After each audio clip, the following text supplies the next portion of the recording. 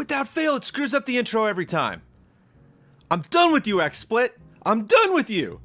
I test it, I click on start, and then I click on that splash screen and then back to start just to make sure it'll do the full intro. And I'm like, okay. And I go back and play it again, and like, okay, you're gonna do it, okay. And it doesn't do it. And then you get this like weird short version of the intro. I'm tired of it. Good morning, everybody. Cheers. It is Thursday, October 18th. Here is your Cup of Jones live. Unless it's not live, unless you're watching it later. Hopefully you are a patron of Easy Allies. Thank you for being a patron. The ghost of XSplit, yeah. The spooky things are going on. The XSplit is possessed. I saw some people saying this is going to be the last Cup of Jones before Halloween, and so I better do some spooky things. I got nothing spooky planned. I got questions, I got comments, critiques, I got business questions, I got personal questions. I'm going to do an editorial, and then we're going to wrap this up. Make the switch to OBS. OBS has its own weird problems, but yeah. Starting off with the Joe's rant. Hey, everybody. I saw some people talking that they were like, let's see, try mousing it over a sec before clicking? Yeah, maybe. Okay. See, that's it. That you want to get angry at something. You want to just kind of, you know, like you're not in the mood for solutions. You just want to be ready to like just rage on something, and then Blood shows up with the actual practical solution. You're like, Blood, let me just be angry for a second, and then we'll problem solve. See, this is I saw some people saying before, you know, what if Jones looks tired? I always look a bit tired. I actually got a pretty good amount of sleep last night. Some nights I'm up and I'm like, okay, I'm gonna stay up and work on some things, and I was up last night and I'm like, okay, you know, I got you know, my mother-in-law's in town. I got the mother-in-law and the wife asleep, and I'm like, finally, I got time to do stuff. And then I got tired and I was in bed by 1 a.m., which is early for me. But yeah, it's Cup of Jones. Hi, everybody. We're live. Thanks for stopping by. Today is a very special day. Today is Amanda Troop's birthday. Amanda Troop is my wife, in case you don't know this. I'm married to her. Her Twitter handle is Amanda_Troop, like Girl Scout Troop. It'd be so jolly if you just went over to Twitter and just said a happy birthday to Amanda. She is going to go shoot day 4 of her shooting of an improvised film. She's already shot 3 improvised films this week. They're going to do a 4th one today and a 5th one tomorrow. And then they're going to pick their favorite, and then that's going to be the one that they run with. But yeah, it's a whole birthday celebration all month. I actually, just between us, hopefully Amanda's not watching this, I'm really bad with presents. I don't know what it is. I've always been terrible with planning ahead, with remembering what people want. Like for many years, I completely missed all these cues that Amanda was telling me, and I aced it this year. I was just like this year, I'm like, you know, really focused on whenever she would mention something, we'd be around and about, you know, at Disneyland or going to see a movie or just shopping or, you know, at home, and she would just kind of mention something on the side, and I'd be like, that's the key. You got to keep a little notepad, a little something on your phone, maybe text yourself, and you just got to pick up on those little hints, just kind of like, oh, this is cute, or that would be fun, or you're like, oh, okay. And whether they know it or not. And I don't know if she's acting. She's a very good actor, but I don't know if she's acting if she, like, then opens up the present and is like, oh, I'm so surprised. And it's like, are you? Like, you said it. You said this is the thing you wanted. Are you really that surprised? So, Blood is not good with giving or receiving presents. I'm assuming this is Daniel Bloodworth. Bloodworth said he might not be on Cup of Jones this morning, so I don't know who this is. Somebody's on the Easy Allies account. It's usually Blood. It's probably Blood. But he said there's a chance he might not be around. So... Amanda's birthday, Amanda_Troop. Let her have it. No Cup of Jones stream next week. I will be busy working on all sorts of stuff. Red Dead Redemption 2 is coming out. Spider-Man DLC is coming out. We are going to have the premiere of Box Peak on October 26th. There's some other fun features, some stuff that we are approving. There is a new exclusive show on the way. We don't necessarily have a release schedule for that yet. I will be updating you either on when that is going to be. It might be a ghost. It might be a ghost. That's Blood. You joke? I did get a little chill. Even just reading those words. Maybe I watched too much Haunting of Hill House, but oof, got a nice little chill there, Blood. Thank you. There's your spookiness, everybody. The Easy Allies account on YouTube is hacked by a ghost. So yeah, there's a lot of fun stuff going on. If you're not familiar with exclusive shows, actually, if you don't know this, and that might be a case for somebody watching this live or watching the archive, we do. This is one of our exclusive shows. Obviously, spoiler modes are always exclusive. We just put up a new spoiler mode for Better Call Saul. You can go check out, which was Michael Huber and Kyle Bossman passionately talking about it the entire season. When I set up the recording for them and walked out of the garage, they were like, 40 minutes. Let's make this 40 minutes, and I think it ended up being about an hour and a half. So they were very enthusiastic. I'm always fun. I loved Breaking Bad, and actually know like close friends that work on Saul that write for the show and produce the show, and I will get to that show eventually. There's just too much good stuff going on. Some people are Ryan Gregory's into Haunting of Hill House. Haunting of Hill House is very good. Final episode, episode 10, not great. If you're really into Hill House and you're like trudging toward the end right now, just balance those expectations, because I was not a fan of how that holding wrapped up. But very curious about Saul. They say it's the best show on TV. They being Huber and Kyle, of course. But yeah, you can go check that out. And we did an exclusive run of a series called And For That Reason, which I believe we did 6 episodes of. We're doing not And For That Reason again. I think we have a question actually coming up for And For That Reason, or for something. Oh no, we have a question about Gundam streams and Lego building streams. We will have a new multi-episode exclusive show coming to patreon.com/EasyAllies soon. You don't have to do anything. If you're a patron of Easy Allies, $1 and above, you get it. It's just going to happen. But I don't want to give you too many details because we don't know specifically when that's coming out, so I don't want people knocking on our door being like, you said next week. So we're getting that done as soon as possible. But a lot of fun things, a lot of fun surprises coming to Easy Allies in the next couple weeks. I was not on the stream. I was on assignment this past Tuesday. What day is it? 2 days ago when we streamed Blackout, and that sucked a little bit because I have not played Blackout yet at all. I'm very, very, very curious to check that out. I would love to play with Huber and Ben and some allies perhaps and run around Blackout. I've grown. I first got into Fortnite playing the co-op mode and not playing the Battle Royale mode, and then I've played Battle Royale a little bit. I'm terrible at it. I love Call of Duty, though, and I'm so curious how the Call of Duty format translates to Battle Royale. And so I'm bummed I missed that stream last Tuesday. I may or may not miss the stream this upcoming Tuesday as well. We're going to be having a Soul Calibur tournament. I hope I don't miss that because I will definitely be signing up as my boy Raphael, and hopefully we will be doing some fencing, some poking. Hopefully I'll poke some allies in some faces, and not planning on winning that thing, but hopefully I will do well. Have some sad news. Not some sad news, it's productive news, but it's news that I don't want to tell all of you, and I want to show up this week and every week with just really hot, electrified, spicy studio news and let you know, like, wow, we have just lots of really great advancements this week. We do have an advancement this week, but it is not the news that I want to tell you, but it is productive, and it is something that I was thinking about doing for a while, and we're finally pulling the trigger, and that is, drumroll please, we are getting a new real estate agent. Our commercial real estate agent. First time I've ever dealt with a commercial real estate agent. I've dealt with other real estate agents for various things, but I've never dealt one for commercial properties. I reached out to a friend of mine who does lots of producing of music videos and commercials in Los Angeles and said, do you know anybody? Do you know a firm? They had a family friend, a close friend that had a real estate agency. That person then passed us on to another agent. That agent vanished. That agent was, we talked to, got our eyes on the first place, and then offered a couple other places. And we were like, okay, cool. Well, we like this place. We like these elements of this place and these elements of these place, and obviously don't like other things, but reach out to them and then we'll see what they say. And they said, all right. And that was it. And then they were gone. We have not heard from them in days and days and days. And so reached out to them, reached out again, no response. Let's move on. So moving on to reached out to my real estate agent that got us his house. And she actually knows a lot of people that are local. Probably should have had to reach out to her first. I was just curious. I wanted to talk to a lot of business people because we've been talking to game developers and people that run animation houses and people that run production houses. We've had some interesting rumors on people that went after that one spot that we were looking at.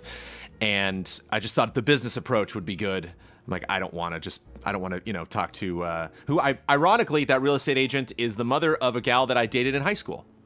little fun Cup of Jones lore there. But so working out the details with her to get a new real estate agent, and then we will get back on that search.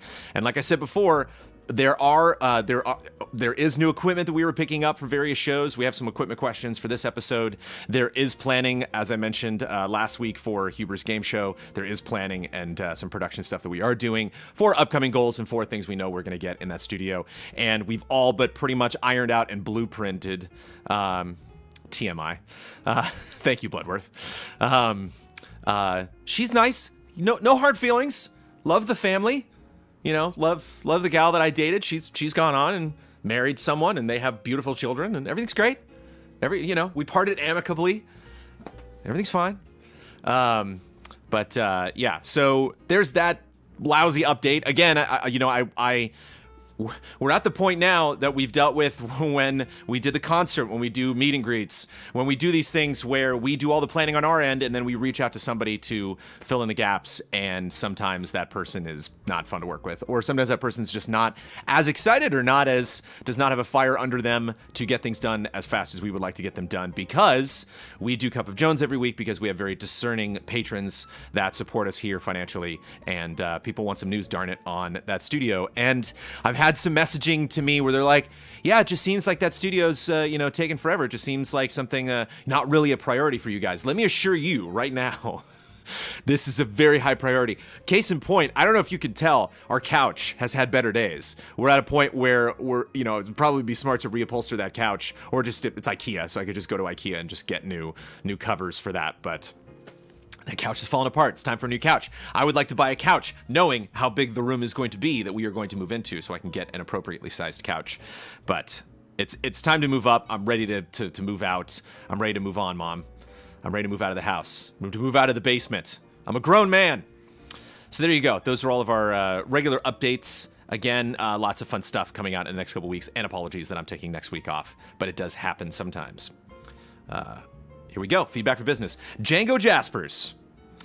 As someone who has studied psychology and has specialized somewhat in training, personal growth, learning about oneself, and also having a significant other that is going through a traineeship right now with lots of personal development programs, I was wondering whether you guys at EZA do anything like that. Excuse me. For example, do you set personal goals, group goals, other than the practical stuff like getting projects done, but more in the vein of group dynamics, personal growth, learning about oneself?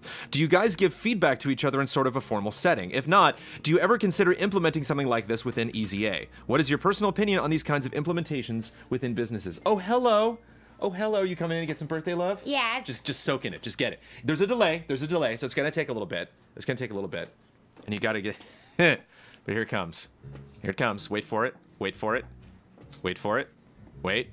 People are still just talking about other things that I was talking about. Oh, there they are. Jonah Yay. Sweet is the first one. There it is. Yay. Here comes the love. I'm turning 30. Congratulations. I married young. No. Thanks, everybody. Look at that happy birthday wall. Look at that. This makes me feel Look good. at that happy birthday. You knew you were getting a happy birthday wall. You were inside, and you were like, I want a happy birthday wall. Yeah, and I have to go. I need to drive. You want it. You deserve it. Break a leg today, hon. It's really nice. I wish I could screen capture that. Can we clip it?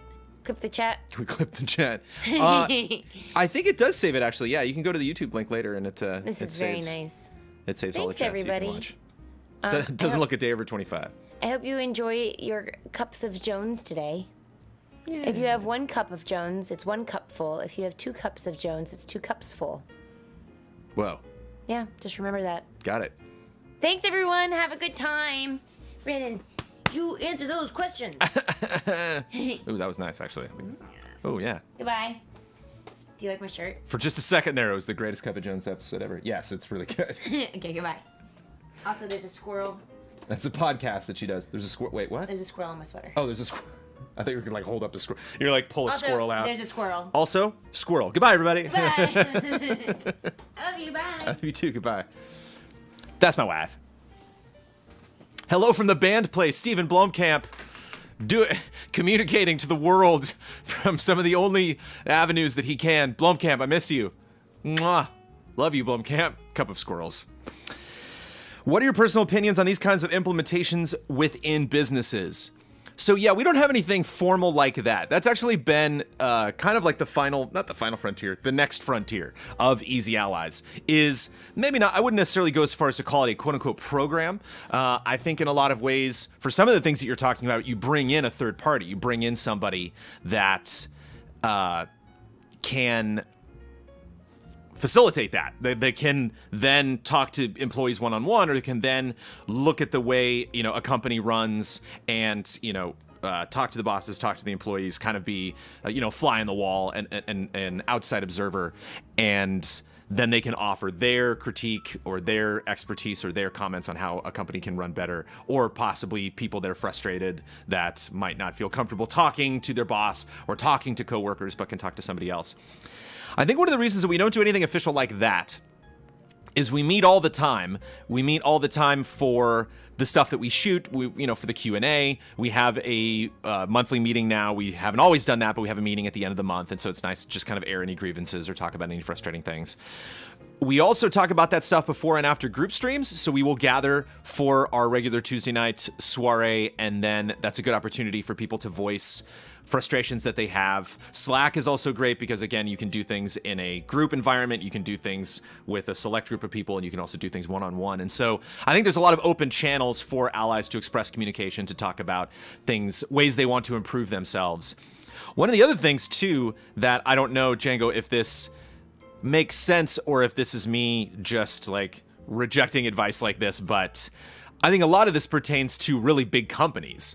And I say that having worked at Viacom, having worked at Defy Media, having worked for these really, really big companies. There's lots of moving parts, lots of different teams talking to each other. And so it's really nice to have some kind of a mantra, some kind of a message that extends throughout the whole company so everybody knows how everybody should act, so that if you see behavior that does not fit that paradigm, or if you have frustrations or something that you would want to change about the company, again, you have channels, you have ways to do that.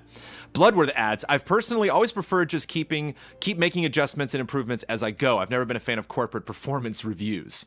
So almost every week is a performance review. Cup of Jones is kind of a performance review. It's really interesting. In some ways, I'm coming in as an authority figure telling all of you what's going on. We're firing our real estate agent. I've made that decision and we're doing it. At the same time, it's kind of a performance review for me and for us, for all of you, for us to answer questions and be accountable for the decisions that we make and the things that we said that we were going to do or not do. And so yeah, I think a lot of this is to improve communication. And when you get to these bigger companies, even just within Easy Allies, communication is a huge deal. Bloodworth can attest to that more than anybody because he's responsible a lot for the back end as far as posting things. So creating thumbnails, writing descriptions, making sure stuff goes up, hits embargo, everything is clean, making sure there's end slates on the YouTube videos. And so a lot of that stuff, he needs communication. He needs the information from the people that are producing those things, because I didn't write this video. I can't write a description. I don't know what the best thumbnail is for the showcase. I wasn't on that episode. And sometimes it can be frustrating because people just go ahead. I am terrible at this because I am, in a lot of ways, I'm a one-stop shop, and I can play a game or shoot a video, write the script, record the video, cut it, post it.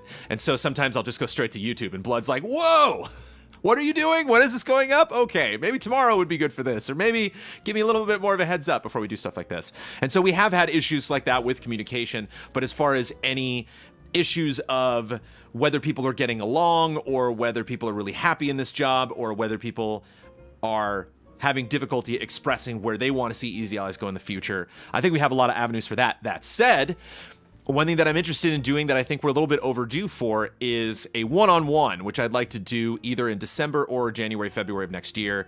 And that's to sit down with each individual ally, probably on Google Chat. It'd be wonderful to do it in person, though, but that's a lot to ask for them to drive down just to, like, hang out and chat. But I definitely don't want to do it over the phone. I want to be looking at them and let them know, here's stuff that I've noticed you do on podcasts. Here's stuff that I think you do on streams. Here's some issues I think you've had last year. Here's ways you can improve. And likewise, talk to me and let me know personally things you want to see that change about myself, things that, you know, Blood or Ian or Bossman or anybody can do better, and maybe things that you feel uncomfortable talking to the other allies about that we can solve right now and consider moving forward, because not only is that healthy for business, but that we have a big step coming up, moving into a completely new space. And so I think it is pertinent to talk about those things in that way. But so yeah, Django, if there's something specifically you think would benefit us, let us know. I'm really curious about that. I think that is a resource that we have, someone like you, to offer suggestions about ways that we can communicate and communicate better. Go to a coffee, Jones? What? All right. Kyle Armstrong, have you guys talked about putting aside money, whether from Patreon or a donation stream like the E3 one, to upgrade everyone's personal stream setups? For example, a good camera, a microphone, stream computer, consoles, etc. The reason I ask is because the quality of some of the personal streams is of a poorer quality compared to others. I think having a consistent stream quality among the allies could only be beneficial. That is true. So when Kyle streams from home, when Ben streams from home, and Brad and Huber, making those, and Damiani, making those individual setups look as nice as this beautiful setup. Of course, I haven't shaved. I got bags under my eyes. I'm not doing a good job, making this technology look as good as it possibly can. And I think one of the things, I think we will definitely review that once we make that studio move. I think right now we want to save as much money as we can because, one, I think it's prudent because as we hit that 50K goal, the money past the last goal that we hit is specifically being given to us for that studio. And so I want to reserve it for that studio. If we end up spending all of that money on the studio, great. If we don't, then we will be transparent with our audience and let them know, hey, we had this money left, so then we spend it on this, and you'll see these improvements with the individual streams. We have picked up equipment over time. We have picked up different microphones, some headsets, a couple cameras here and there. I think we got a new PC for Dawn. I don't know if we've gotten a new PC. I know Damiani is building his own PC right now. I think this is something, and maybe this was a mistake or maybe something we can fix in the future, but this has been we've been largely dependent on the allies themselves to let us know what they need. So the quality that you're seeing is really dependent on those individual allies streaming from their places. So if Brad or Kyle or somebody came to us, Kyle is a great example. Kyle got a bunch of new equipment specifically for BoxSpeak. So these are people that, allies that came to us and said, I would like to improve the quality of a show that I'm doing or a stream that I'm doing. Or Brad has been having a lot of internet issues lately, and so he had to figure that out. And we were just kind of waiting on him to figure out what the potential solution was, because I don't know if we would pay for Brad to get better internet, but we're definitely willing to put money into our resources because streaming is a big thing of what we do. All those individual streams are definitely a huge chunk of the production of Easy Allies. And so Bloodworth, one thing to keep in mind, we don't all have the space to set aside for extra lights or another person to hang out behind the scenes when we stream from home. That is true. Neither do I. Case in point, Amanda came in to say hi to everybody. Other than that, nobody's in this room. Not even Sophie. It's just me. So we do a lot of things solo, and that would be interesting in the future if we were to have some kind of a technician that was available. Hats off to Ian Hank, who has filled that role on the Easy Allies podcast. And I believed improved the quality of the podcast substantially. So, yes, we will reconsider that when we move into the studio. And like I said, anytime an ally reaches out, we obviously take that very seriously. And we're willing to pick up whatever new equipment is required for that ally to make stuff that they're proud of. Brad's internet is a problem outside of the house, so that should be fixed soon, correct? Fingers crossed. Daniel Garza Andrade, do you or any of your allies... taught in? I'm not sure what that was. T-O-U-G-H-T. Oh, have you heard the... Okay, there we go. I think it's thought. There it is. Let me add the H right now, and we'll make this sentence happen. Have you or any or of the other allies thought about live streaming events you attend? You could use Twitch, Facebook, Periscope, or that could be the perfect opportunity to use your Instagram account. It would be nice to have a live stream. I've thought about this, and I think we could definitely do more of this in the future. It would be fun maybe to stream a little bit before we do the group stream. It would, of course, be fun to stream stuff when we're at E3, or if we were to go to an event. Comic-Con, I think, would be perfect, because I do a little bit of... In the past, we've done streams from Comic-Con. I've done a little post-Comic-Con news. I think this last year I just sat down with Damiani. I think it was maybe on Friendcode, and we talked about the stuff that Nintendo brought to San Diego Comic-Con this year. But I'm there the whole time. Amanda's there, so it would be fun maybe to do a little bit of streaming on other channels. Not really something I've looked into. It's not something that I am that familiar with. And I think it's a product of us being used to the way that we normally cover events. And I think a lot of people that do live stuff like that are going to the event to do that kind of live stuff. So a lot of times you'll see hosts, or you'll see influencers, or you'll see people, you know, again, with just, you know, super spicy Instagram accounts, and they're just used to doing that. That is not only one facet of the way that they cover or they put themselves out there in the social space. That is the way they do it. And so when we go to an event, a lot of times I have a lot of appointments, or I'm on the, you know, I'm on the show floor, and I don't want to have my experience be sharing that experience with a bunch of other people. I want to try to absorb the event itself. I want to try to pay attention to like where things are and take photographs, you know, try to capture as many memories as I can, so I can communicate that and pass all of that fun experience onto you when the event is over. And so I think we're just kind of tired, especially during E3. I don't think you could ever expect us to do that during E3, because again, like if Huber is going to E3 to shoot Huber Syndrome, or if Huber's going to run around between a bunch of different appointments, you're just going to get a video that's like, like, hey everybody, at E3, okay, I'm running over to Capcom right now, okay, see you later, you know, and so sometimes it's just a little exhausting to just add that on top of everything we're doing. But as I said, Comic-Con I think is a perfect example to do that. I think it's something that I thought of doing in the past. We have a tiny little meetup at Comic-Con. It would be fun. It was very, very noisy at the last meetup that we did, but it would be fun to have some kind of live component there and just say hi to chat and everybody can it's also kind of new. When we started Easy Allies, it was not as common of a thing. I mean, Periscope obviously was, but it's not as common of a thing as it is now. Facebook Live is obviously a huge deal. I know a lot of people that work for other companies that use that on a regular basis, but it's something we could do. But again, as I said before, a lot of times we're producing shows and interviews or going to appointments. And so it's a lot to tack on, but something that we'll hopefully do in the future. Anthony Moss, your video on Final Fantasy VI was honest, emotional, and really insightful. I know it was also in correlation to the recent Hall of Great stream and that ceremony. Perhaps I've missed something, but I really think that EZA should try to make more of these kinds of videos when you guys find the time. If that's even possible, you guys are always swamped with work. I understand if it didn't attract enough views or attention to warrant more work on that front, but there's something very special that video had in its essence that I really resonated with as a viewer. Perhaps that's the nature of those kinds of personal gaming experience type videos. Definitely. So I really hope you guys make more of that style of content. Is that something we can ever expect? You can ever expect it, sure. Content like that will come again. I can imagine there are games out there that I will want to produce a video for. But you hit the nail on the head, and this is the response that I give for a lot of questions on Cup of Jones. It does take a lot of time. That video took me not like all day Saturday, Sunday, but I really didn't do a lot of Easy Allies work that weekend. So there was a Saturday, Sunday where my primary output of Easy Allies work was that video.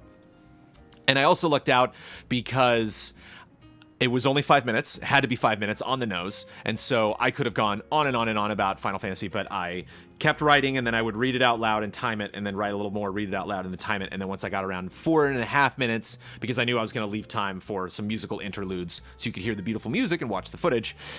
And I lucked out because all of that footage that you saw, I grabbed from my Final Fantasy streams that I did on Twitch. I streamed the entire game series called Favorite Fantasy. It's on youtube.com/EasyAlliesPlays if you want to go check it out.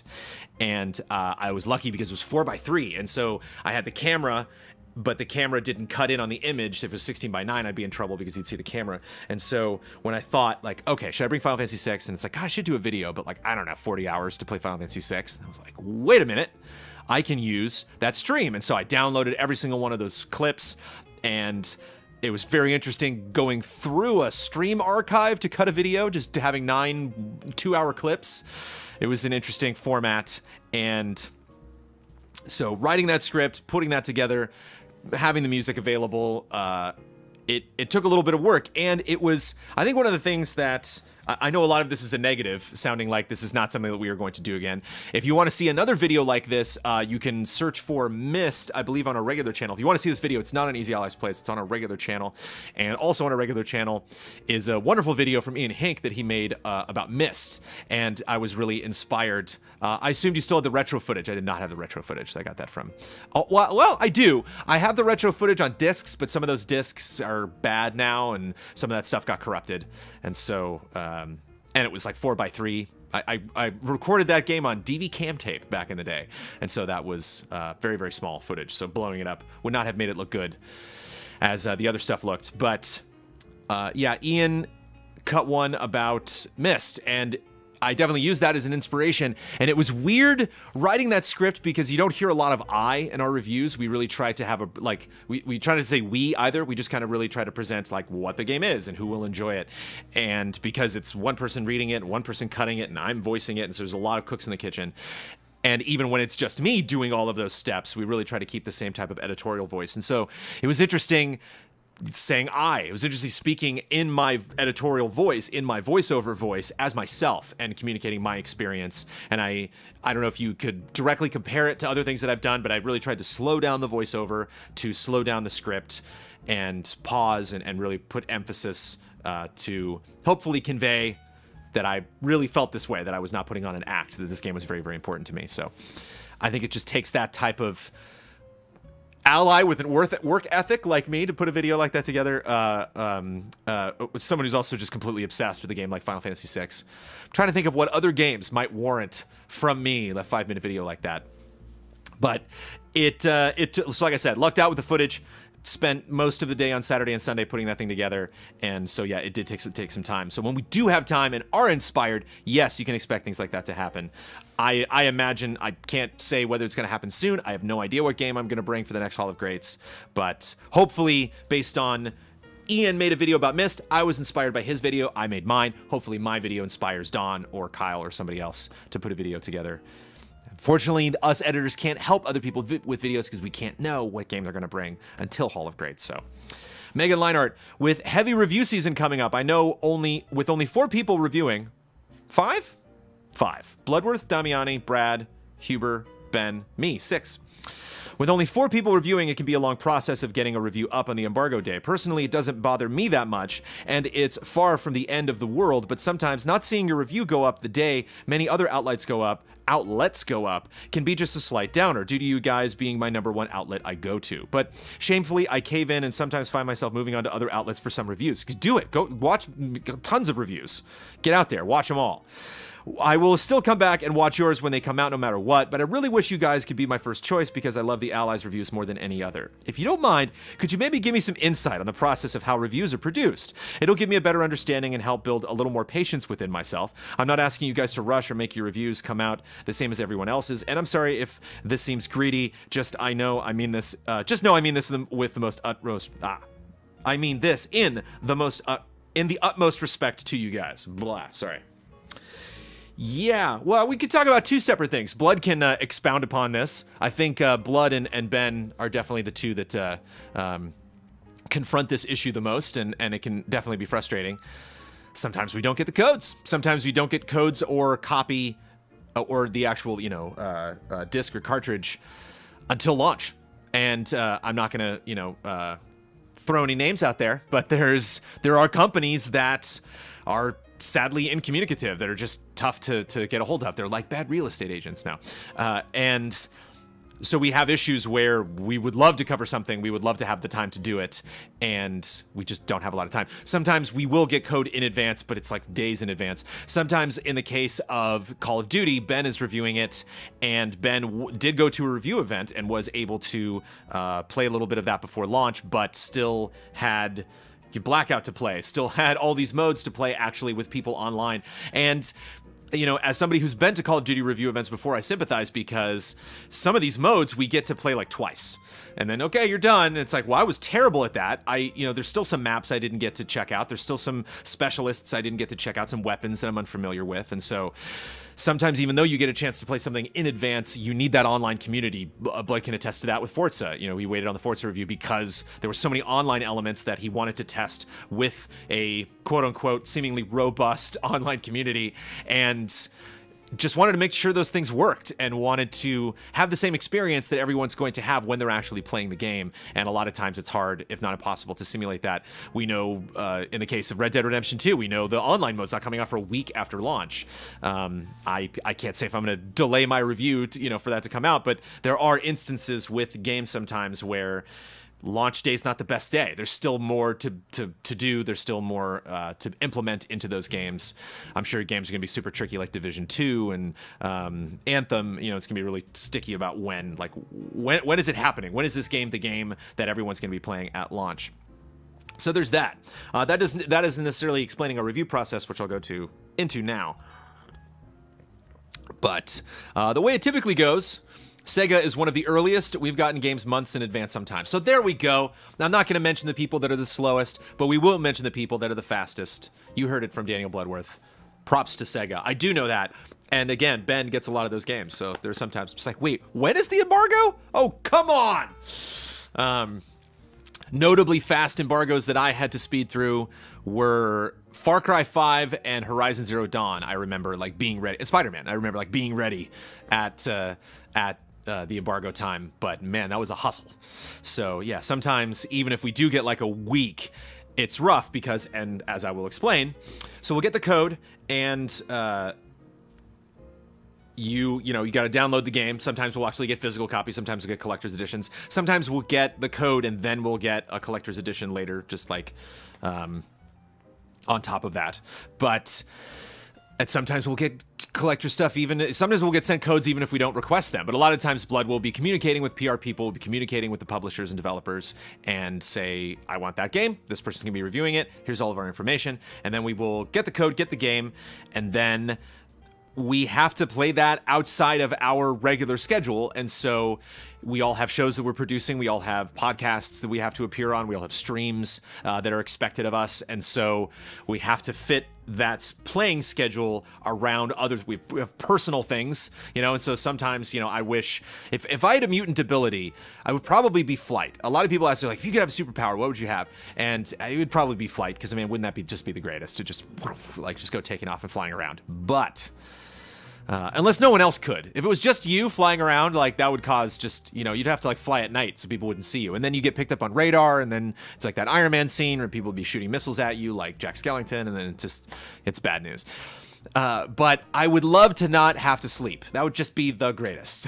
I would love to just, when I say it to people, like, that's so terrible. You would want to sleep. And you're just like, I don't know. I got a lot of things I want to do. And I get angry. I get frustrated when I'm sitting at my desk or I'm sitting on the couch and I'm just like, ugh. So we have to fit in all the gameplay time when we can around the things that we're regularly producing. And then if you're smart, you're taking notes. In some instances, I'll actually be writing the script as I'm going along. Depends on the length of the game. Sometimes if it's a shorter game or if it's something that has very, very clear components to it, then I can divide those components kind of up into notes. I'm not necessarily writing the script, but I'm just kind of segmenting where I think I'm going to talk about all of those things in the script, and then writing notes, adding all that stuff. And then you write the script. Script takes about a day for me. I can't speak for the other allies, but I usually try to leave at least a day in the schedule to be realistic. And then for me, the edit takes about a day as well. Can take anywhere between 3 hours to 8 to 10 hours, depending on the size of the video, depending on the familiarity with the footage. Sometimes there are issues with the footage, missing clips. I have to reach out to another ally or whoever's reviewing it saying, like, hey, I can't find this shot. I don't have an example of this. This one shot's corrupted. This one clip doesn't work. I need a music track for this. So there's like a little bit of back and forth between the editor and the reviewer. So I think if we were trying to hit an embargo, gameplay should be done at least 2 days before that embargo hits. So then we have enough time to write the script, enough time to we do have some picky allies when it comes to script writing. A lot of times, there's something that I encourage the allies to do, and I know they don't do it, and I wish that they did, but to read their review out loud, not just read it like blah, blah, blah, blah, blah. Like, here, I'll read this question. Like, like with the heavy review season coming up, I know with only 4 people reviewing, it can be a long process. And then when you do those things, you start to realize, oh, I put the right next to each other, the. And like, but if you're just reading in your brain, you don't see those things. Or one thing that's really fun when you read review scripts out loud is you notice when you rhyme things unintentionally. And I think that's almost impossible for you to pick up while you're just reading it in your brain. But you read something out loud and you're like, oh, I just made a poem. And sometimes when I'm in the booth and I'm reading something, it's like, I have to address that. I have to have some kind of tone in my voice that says, yeah, that rhymes. I know it does, because it's like, I can't just read a poem and not sound like I'm reading a poem.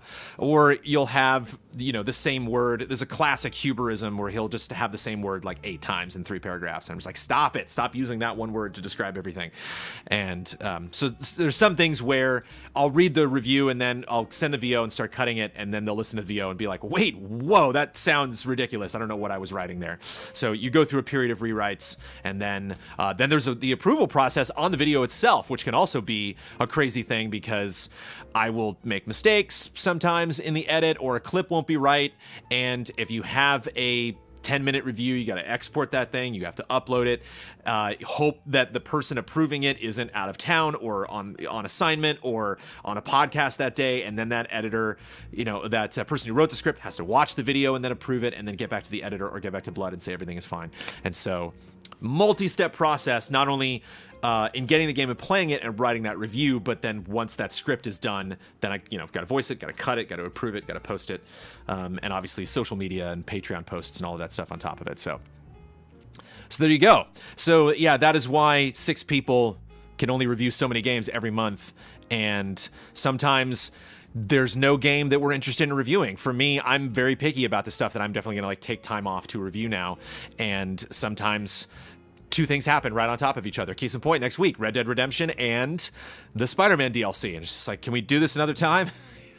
And so it can be frustrating to be like, nothing to review, 8 things to review, and we have no control over that. And so sometimes it can get very tricky, especially now. This is review season. This is the fall, and it is go time as far as reviews are concerned. So hopefully that shed a little light on that. And I'm right with you, Megan, when we aren't able to hit embargo, it sucks. I guarantee, as frustrated as you are when you go and you're like, oh, let me watch these Yaws review. Oh, they haven't finished it yet. We feel 20 times worse than you do because we want to be there every time that happens. We want to be relevant. We want to get the word out. It's just such great free marketing for us whenever we're, selected as one of the lucky chosen few to review a game before embargo and to get that out and to be there on that day, that celebration. It's definitely a party whenever that embargo lifts and everybody's free to talk about things. So when it doesn't happen, it sucks. Tyson Wynn, any chance of answering questions for a spoiler mode? Since spoiler modes are really the only place for a good amount of time to get the allies to discuss a new game thoroughly and fresh from playing, other than Frame Trap, it is a little disappointing to not hear thoughts on certain things that stuck out to me. It could even be a tier to submit questions. I know for a fact that Kinda Funny does this. I'm adding that, not Tyson. That said, I love the free discussion from the allies who want to talk about the subject and wouldn't want them to become a checklist to do things to do. Sure. Yeah, I wrote that down in takeaways. That's actually my only takeaway so far from this Cup of Jones episode, and I will throw that out to all of them. I know some of them might not be a fan of that. Kyle can be not into things like that sometimes. And I mean, if you look at some of these videos, they're like an hour and a half already with just us kind of spouting all of the things that we saw. And so if we don't add that in the future, it would be interesting maybe to do a response. So maybe if we post that on Patreon and then people ask questions in the comments, maybe we can do a double pass and then go back around and reply to those questions or comments with our own thoughts.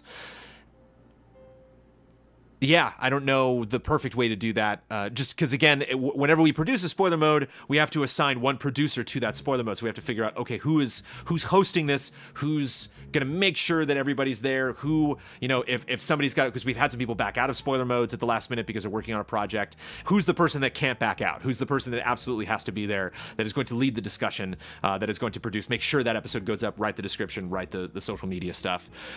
And it's really on that person, I think. I don't want to force that person to take questions if that's not the way they want to do it. And so I think that's a good suggestion. I think that's something that I will throw at the team, and that's maybe something we can implement in the future. But I could see possible reasons why that's something that we wouldn't do. But I hear what you're saying. Like, you're like, there's just something I really liked about that show. I would love you guys to discuss it, even if it was just for a minute. So. Discarded Digit. If the future EZA studio has a decent hallway, will you implement a literal Hall of Grades? Yes. Gotta make them small, though. Because I hate it when somebody will make a plaque. They're like, let's have this part of the wall be all these fancy people. And then they run out of room. It's like bad parking lots, When you're like going into a parking lot in front of a Costco or something, and you're like, who planned this? Did this person not know that, like, people, like, have children and the population grows? Come on.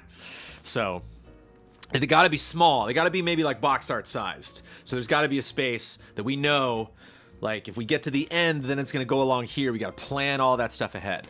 John Mulaney does a great bit in I think it's in Comeback Kid on Netflix, where he talks about making a birthday sign where you're just like, H-A-P, uh-oh, you run out of space.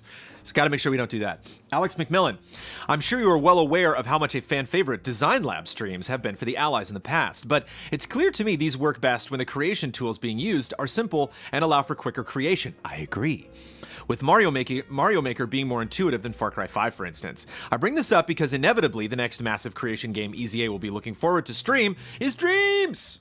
And I wonder no exclamation point in the paragraph. That was just me adding that enthusiasm. And I worry the expectation of the crew to take the time to each make something meaningful for a stream might be unreasonable. I agree. I would like to make that happen. Or at least create that. Like if we do a Dreams Allies creation stream, I don't think we should make something. Maybe we can make something. That actually it might be fun. I think we can do two different things. I'm jumping way ahead of this comment, but it would be fun maybe to have one where like we all take suggestions from chat and we all collaborate on one thing and create it and see what we can make in 2 hours. But if we were to do some kind of competition or we were to do a stream where we're playing things that other allies created, we'd have to make that behind the scenes. We'd have to make that on our own time and then have it ready for stream because there's a lot of stuff to do in Dreams. It's a rabbit hole. There's a lot of ways to slip and fall down that thing. So not something I think that you could create something really compelling in 2 hours. So it would have to be some kind of goofy thing we put together. So I'd like to suggest having something akin to a community showcase stream for Dreams on a group stream night. Put out an open call for people to make stuff in Dreams to be played by the allies on a group stream night. This would take the pressure off all of you to do a quick-fire Don's Design Lab with what is essentially a full game engine, so would also give you more than enough content to fill a Dream stream. I also think this could work in the meantime with games such as Super Mario Maker if you wanted to test the waters. So basically post on social media, post on Patreon, and say, hey, all of you build something, and then we will play all of the things that you built specifically for that group stream. As I say that out loud, there's a problem with that, which is there is not a guarantee that we'll get to all the content.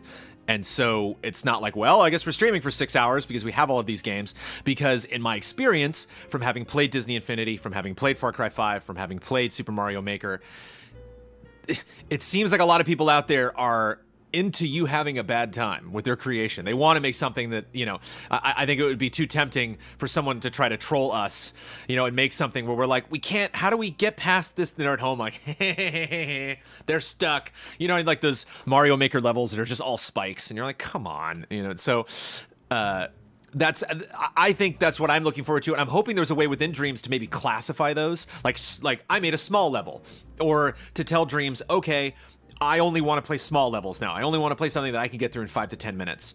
And so, Alex, I think this is a great idea. Alex, I have all sorts of ideas for Dream stuff. There are 2 specific things I want to do with Dreams. One, I want to make a level for every ally, just myself.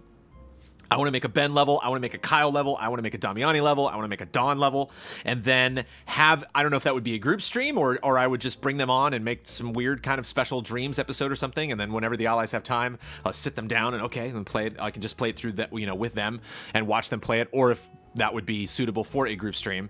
All sorts of group streams ideas that we could do. I also have my own like game that I want to make. I have a concept for a game, and I have, like, I want to write the music for it, I want to create the sound effects for it, I want to build all, you know, use as few pre-built elements as I possibly can, so that when you're looking at it and you're wondering, hey, did you make that tree? I did, you know, like I made all of it. And I don't know how long that would be. It'd probably end up being like half an hour to an hour maybe, if you were to play through it, and it's going to take me a while. That sucker's not going to be ready at launch. That's definitely going to be something that I'm going to be slaving over for a while. Just kind of a fun little hobby. So those are all things that I want to do. These are all possible things that we can do with Dreams. There's also the idea of potentially bringing back, if you were unfamiliar with Toy Box Tuesday, when Disney Infinity was out, I used to stream Disney Infinity every Tuesday morning. And Cup of Jones kind of filled in that time slot originally, but we do it now on Thursdays. Thanks for joining me, everybody, on Thursdays, if you were able to make today. Taco said you were like on a train or a plane or something. Taco's on borrowed Wi-Fi for this Cup of Jones.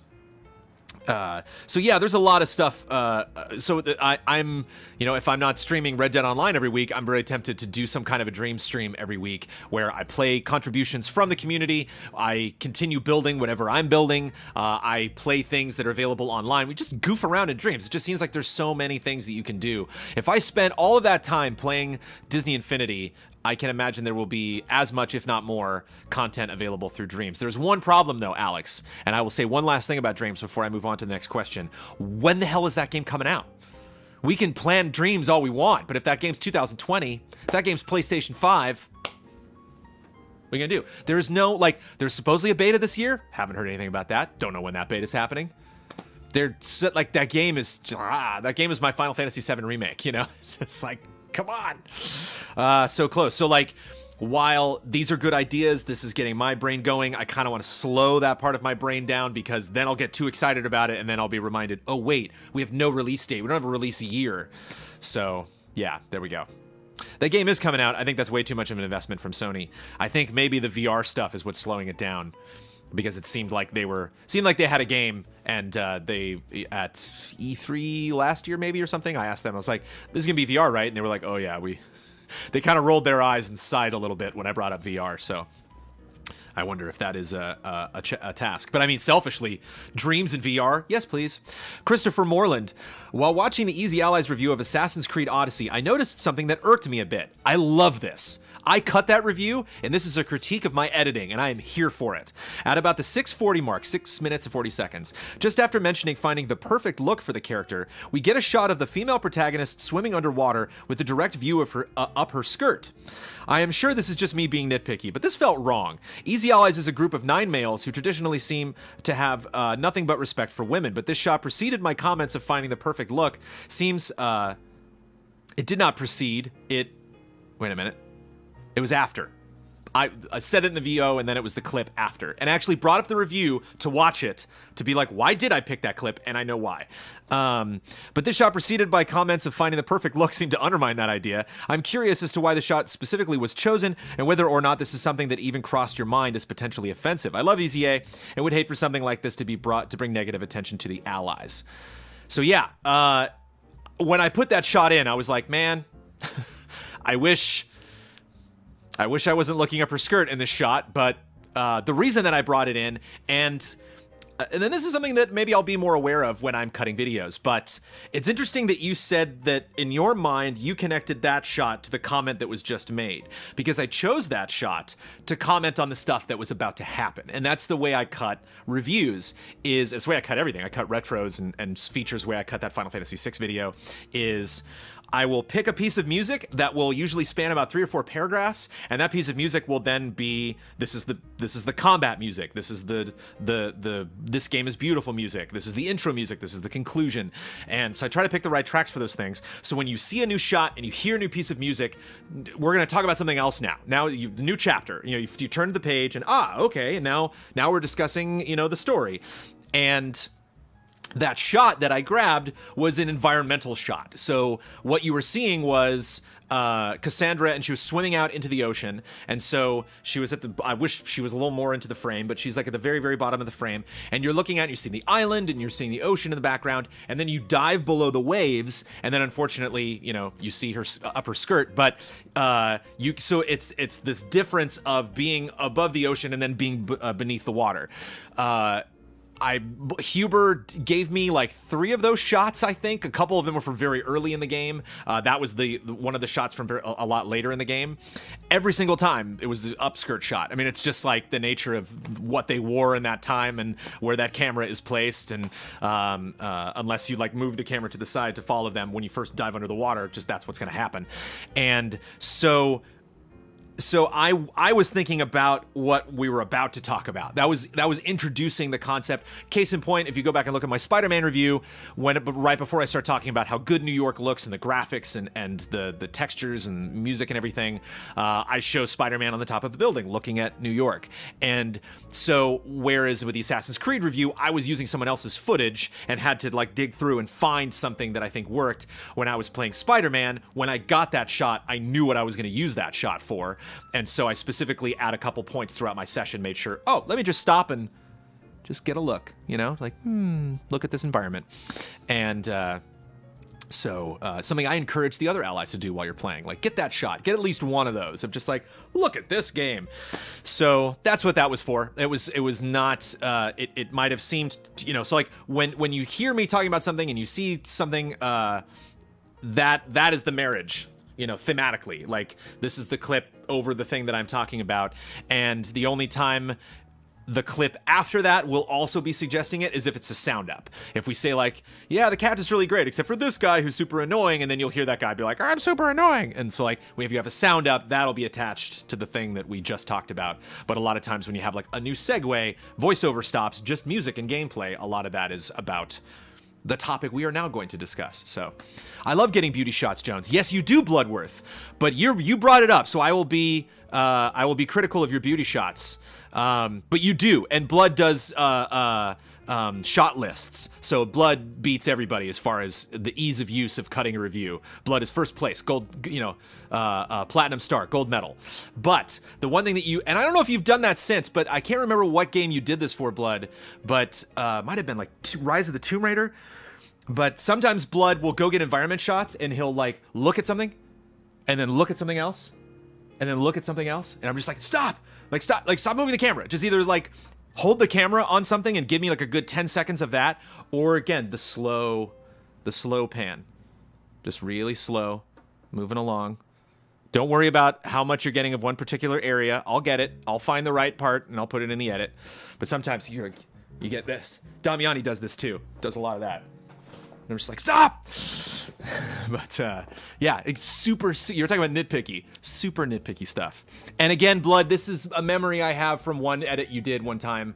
I remember, like, you had a setup for a beauty shot, and I was like, ah! Like because if I have music, the shot's got to fit in a certain period of time, and just, like, right before the music was going to move on to something else, like, you would, like, you know, move the camera in another direction. Oh, I tend to get the slow shots. Rise of the Tomb Raider was a long time ago. It was. But again, Blood, you do shot lists, so... Jordan A, going back to the stuff about video clips for reviews, can you go over at least how you and Blood, if he's in chat, get clips for your own reviews? Are you just continually recording and remembering things that might work? Do you purposely record certain things if you want to put it in the review? Do you just randomly off and on record and see what fits afterwards? All of the above. Not all of the above. We're not continually recording. We are starting and stopping. I tell this to the allies all the time. I tell this to all of you. If any allies are listening, please do this. 10 minutes is your cutoff. If you, whenever I'm capturing something, if I look up and I see 10 minutes, I go, oh, I gotta just pause, stop.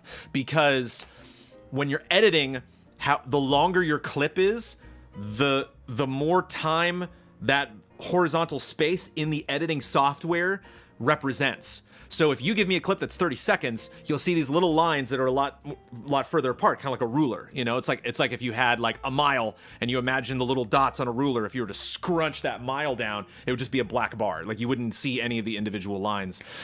And so it's that kind of thing where it's like the longer the clip is, when I grab the playhead and move it, the quicker I'm flying through that clip. And so the smaller a clip is, the more visually I can understand it, just dragging through it really quick. So if I want to look for something, if someone's like, oh, when you do these kind of stealth kills, I'm like, okay, cool, stealth kill. And I just like boot up a clip and like find it.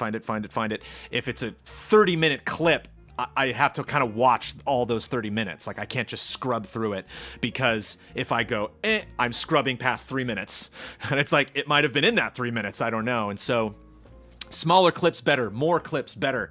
I would rather have 10 3-minute clips than one 30-minute clip. So that just makes, and it also helps organize because people will be naming clips after, and obviously if there's more clips, the file names themselves can be more descriptive of what's actually happening. Sometimes someone will name a clip that's like 20 minutes long, and they're just like, oh yeah, it was a cool fight. And I'm like, yeah, it was a cool fight. You went to the auction house, you had 5 cutscenes, you did this other thing, you know, you got like 5 achievements, you booted up the menu and went through your inventory. Like there's a lot going on in this clip. So yeah, shorter clips are better. Do you purposely record certain things that you want to put in the review? Definitely. As we just said, the beauty shots are great. One thing that comes to mind is shopping. So like if you know there's some kind of resource you can go to, menu stuff. So if you know, like, if a game has skill trees, give me that skill tree shot. You know, like when you know you're gonna, oh, it's time, I got 2 points that I can spend in my skill tree. Like, go through it. Like, you know, boot up in Spider-Man, there were 3 different skill trees. So like I went to every skill tree and like boop, boop, boop, boop, like went in, and so I might navigate the menu in a way. One thing that I try to do is when I'm going through a menu, I will go through it just like I would when I'm playing the game. So I wouldn't do it in any kind of particular pace. I would just be playing it. And then I make sure when I'm done with that, I go through the menu really quickly. So then I go through one last time and just like this page, bump, bump, bump, bump, bump, this page, bump, bump, bump, bump, bump. And so that pace might work better for the actual edit. Sometimes it's too quick, but sometimes I'm a big fan of trying to make the things in the menu line up to the pace of what I'm saying. So if I stop talking or end a sentence, the menu also stops moving.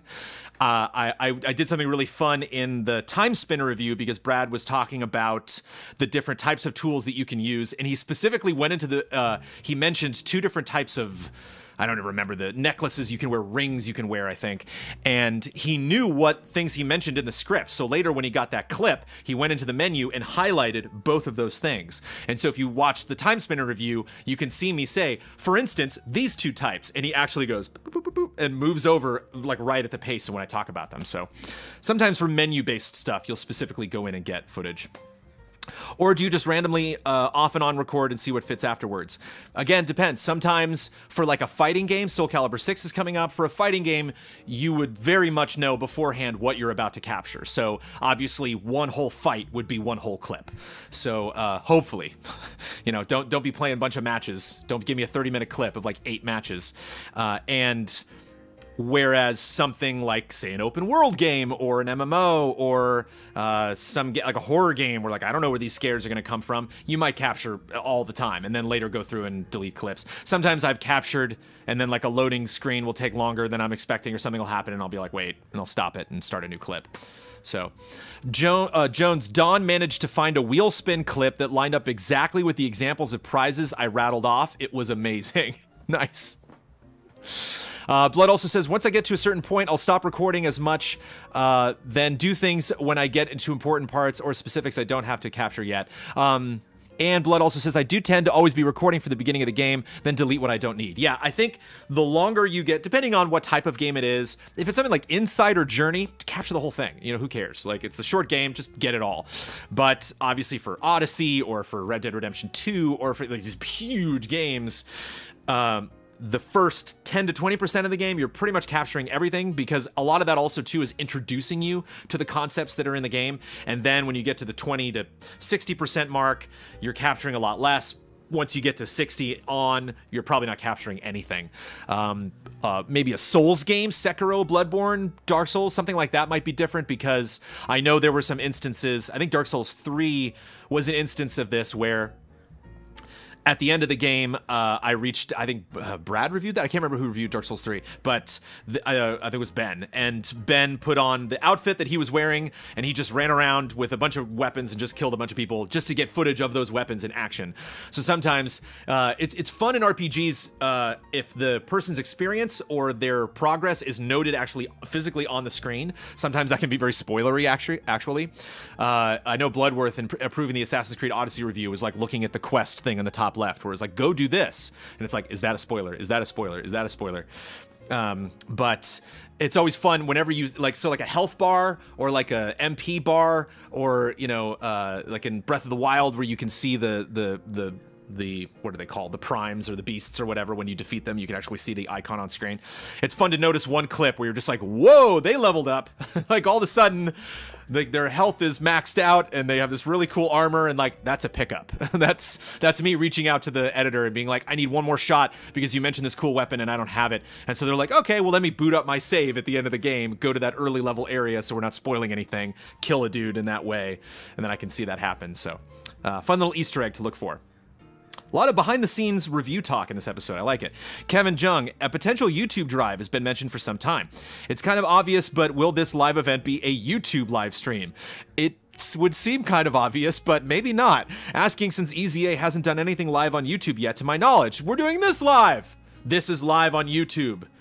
There are 2, I don't even remember the name of the other service. There are 2 live services that Patreon works with, so you can live stream through Patreon. They started with YouTube Live, and then they added someone else. Something, I don't know, but I still use YouTube. How will you handle not isolating the Twitch subscribers? Kevin, is it terrible that I didn't even think about that? That like, is it such a terrible idea to stream on Twitch to try to get YouTube subscribers? Is that bad? I don't know. Blood, is that bad? We should probably do it on YouTube. You're right. We actually we might have a question coming up. Somebody reached out to me recently and asked, like, why Twitch? Like, why did that happen? I think that might be coming up. And Twitch was just the channel that we used primarily to get game trailers. And so when we made the move over to Easy Allies, that's where our community was. That's where they were already communicating with each other. We contractually can't stream on YouTube Public.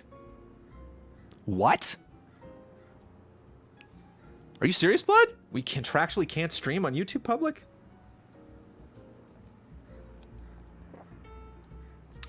Just check the Time Spinner review. Jones lied. It was rings, the rings in the menu, not the necklaces. Such deceit. I did say rings, Blumkamp. Rewind it. Check the tape. I said necklaces or rings or something, but I did say rings. The Twitch agreement for partners, yeah. Well, there you go.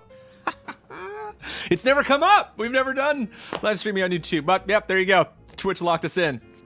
But yeah, it sucks sometimes in this biz, especially with the type of content that we produce and the job that we have. You gotta pick a horse in the race, and Twitch has been very good to us. YouTube has also been very good to us for the various services that they provide. So there you go. Better call Hogue. Excuse me. There you go. Alex Pizza. I don't know if this has been answered yet, but have you guys talked about the Unite button on YouTube? Everybody's throwing all these new buttons on YouTube at me that we're not using. I don't remember what it's called, where people can pay a monthly fee and get extra stuff. All things considered, because you guys have had a lot of followers on YouTube, I am not familiar with this button. This does not sound like something that would be prudent for us to add because our business is primarily funded through, and I don't know if you know this, patreon.com/easyallies. So if we were to have incentives to give people things if they gave us a certain amount of money or traffic, all of that would have to be funneled through. It would be prudent if all of that was funneled through Patreon. Yeah, I don't know what this Unite thing is at all. So yeah, you got it. The join button? Maybe it's the join button. I think it's called join. Okay, there we go. Yeah, lots of new buttons on YouTube that I need to do the research on. Apologies. Maybe we will touch on that more in a later episode. Nathan Page. I'm curious on your thoughts on video games being censored before coming over to the West. News recently surfaced that the latest... is this a personal question? Yeah, I think that's more of a personal question. I'll ask it first when we get into personal questions. But, yeah, that's just kind of like a personal style thing. Censorship. Sorry. Last minute update. Okay. Straw Hat Ninja. 2018 has been an amazing year for games, just like 2017. I think it would be cool if you guys do a debate about which year is actually the better year in games. You could do that for any year, really, but would this be something you think everyone would enjoy to participate in? We did best years in games back at Game Trailers. We did a countdown, top 10 years in gaming. Yeah, that might be a fun one. That could be a fun podcast segment, maybe. But I would love to go back to that countdown. I would love to maybe potentially do that once 2018 is over. I think we did that at Game Trailers in 2007, and I think 2007 was the year. Spoilers. I think it was the #1 because there's just a crazy Mass Effect 2, Rock Band. I think there's like Super Mario, not Odyssey. Hello. Wow, what is the name of that game? Galaxy, Super Mario Galaxy, sorry. Yeah, I'll bring that up. Let me do that. Greatest Year podcast segment. But it's a big debate. It's a fun argument. And like all the countdowns that we do, there is no right answer. And there's definitely ways to frustrate people. Because you're just picking favorites. Kiff, what happened to the cozy streams where you and Amanda build Lego or you guys build Gundams? Both were nice and compared to a podcast, more conversational and unfocused. Are they gone forever because of the time constraints of everything else you guys are trying to accomplish? Not gone forever. I have it's right over there. I have a BB-8 that was sent to me, a Lego BB-8. That I should definitely make time to stream. It's a bad season to just do random one-off streams because if I have time to stream, especially this month, if I have time to stream, I'm going to stream something spooky. If I have time to stream beyond that, I'm going to stream something like Starlink that I did recently that makes sense, that is prudent, that is our fiduciary duty. But sometimes throughout the year, yeah, there are open times for Gundam. I think Gundam primarily was a Kyle Bossman thing because I love blaming Kyle because he's working on Box Peak, which premieres October 26th. Tell your friends. Second episode, October 29th. which I think is what people are really looking forward to. So yeah, I won't get back to Lego until I have time, but I stopped building Lego also because I finished the castle. I finished the Legos, and I didn't have more, I had no more Legos. And I primarily did that because that was a gift from the community along with some of the allies, and so I felt I wanted to pay it forward and give back to the community that had given me that beautiful castle. So, so there you go. Alexander Zirianov, on YouTube for the spoiler mode promo Dragon Quest XI video, one user has posted the following comment. Sorry, I need that $1 to buy games, but I'll gladly watch your publicly available videos with ads. I think this is a totally valid opinion. I agree, Alexander. Since economies in different parts of the world are different, and for some people, $1 is a lot. Even in US, you can occasionally buy a month of Xbox Game Pass subscription for $1, which includes a lot of games. Yet despite the fact that this opinion was expressed in an appropriate way, I think, several others have expressed negativity towards this person, and even called this person quote-unquote garbage. I think that calling names is not a good way to convince others to become your patrons. So maybe you should ask your community to show a bit more love and respect, even to those who think that your content is not worth paying for. Of course. This is something that we say a lot. It's frustrating to me because obviously our slogan, our mantra, our badge that we proudly wear as we go through life in this business and this company is love and respect. We want people to love other people, and to respect them. Loving meaning, try to be empathetic, try to see their perspective, try to understand what that person may or may not be going through, or that you don't know.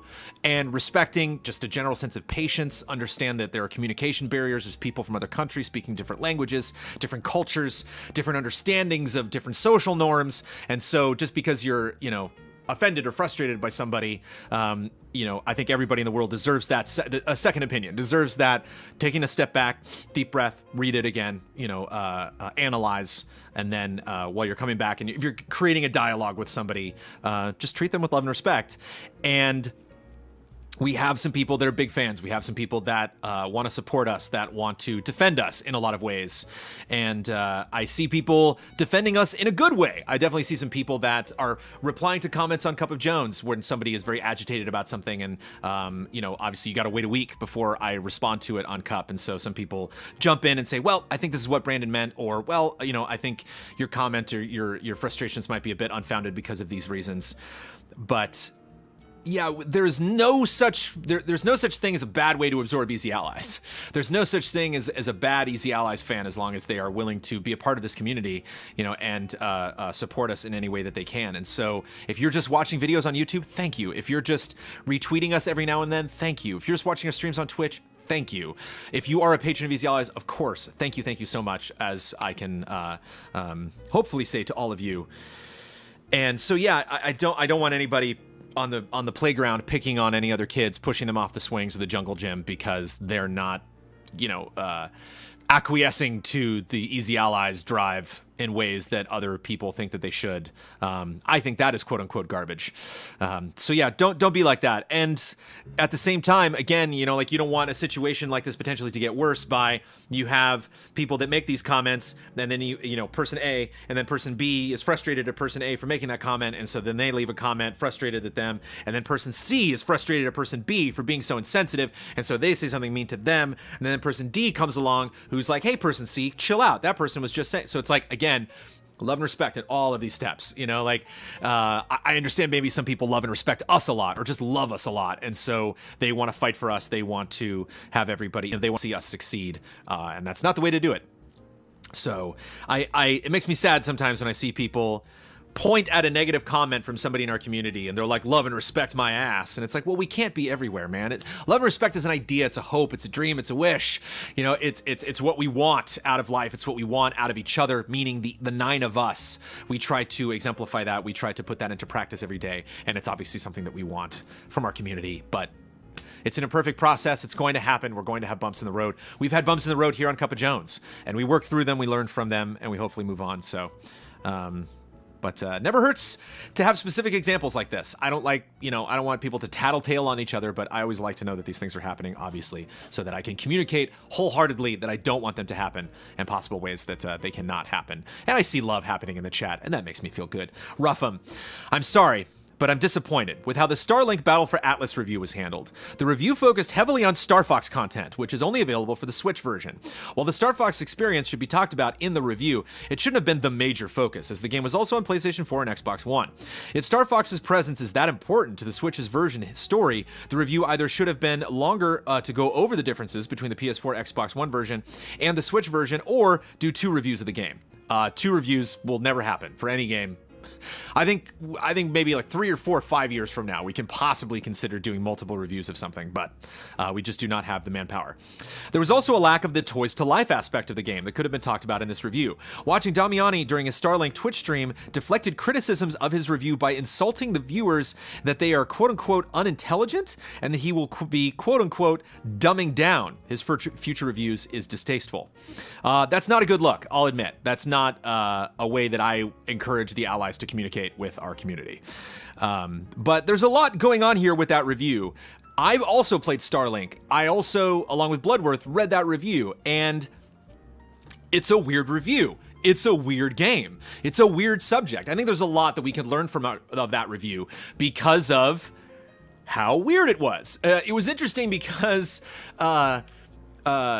I was really into Starlink for a long time. I'm obviously into Starlink because of Toys to Life, of course, and you can go and check not only Damiani's stream, but you can check my stream. I streamed it on PlayStation 4 as well, so there's a lot of Easy Allies coverage on Starlink, but I was super excited about Starlink because, it's Ubisoft. I love Ubisoft checkbox games where you're just running around an open world really fast and discovering things and doing stuff.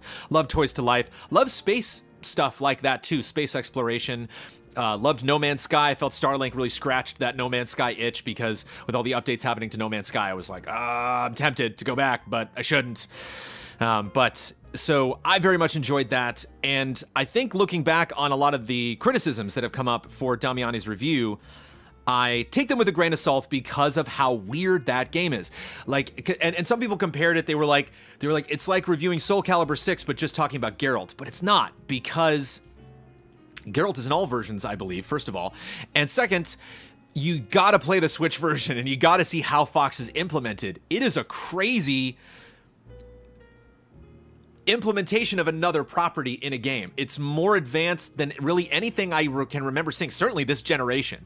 Like, a lot of times we're just like, oh yeah, Shovel Knight's in that game, or oh yeah, the character just pops up in that one little Easter egg. Fox is all over that thing, and it was really weird playing the PlayStation 4 version of that game for like a week and then getting the footage from Damiani, and I was like, whoa, what is this crazy Star Fox version of this game? It is kind of a weird Star Fox game. Like, he crept in there and kind of made it his own thing. And so I know it might seem like Damiani did the same thing in the review, but like, that is the game that he reviewed. Like, the opening cutscene of that game, literally, like when it ends in the PlayStation 4 Xbox One version, in the Switch version, it just like, and here's the Star Fox guys, and they're like, hey, we're here. And like, there's so many dialogue options where like you can almost hear the voice actor coming back into the booth later to re-record the dialogue and be like, and what do you think, Fox and crew?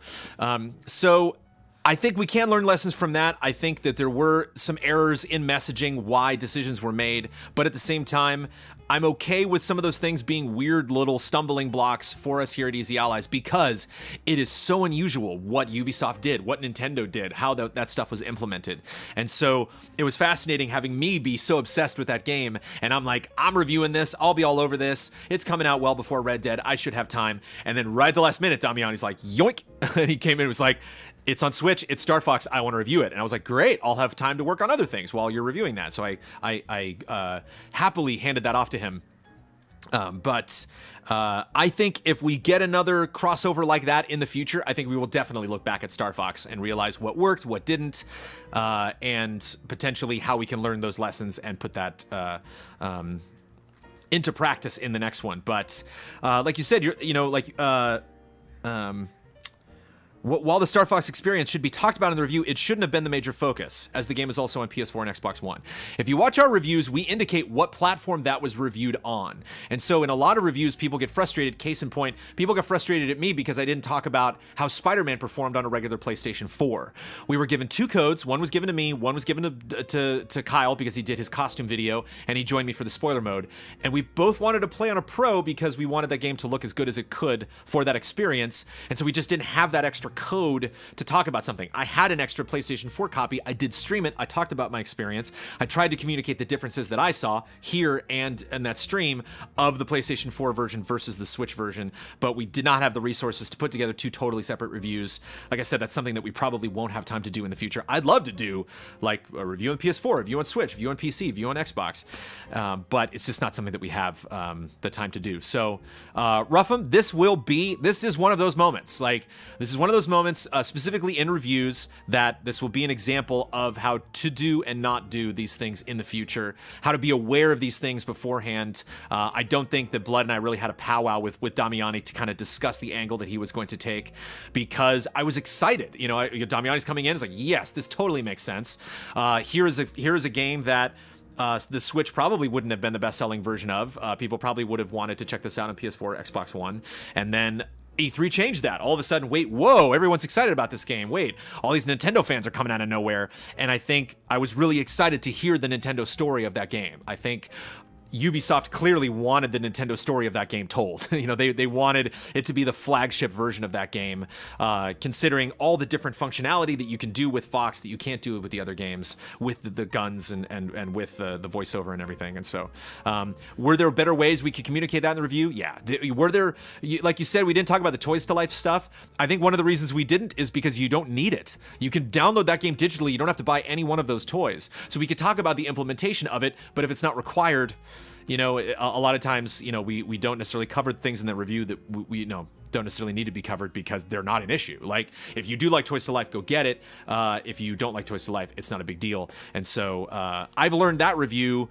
I learned that lesson about reviews back at Game Trailers, that I would get a script sometime and I'd be like, oh, hey, you didn't mention this thing. And they're like, yeah.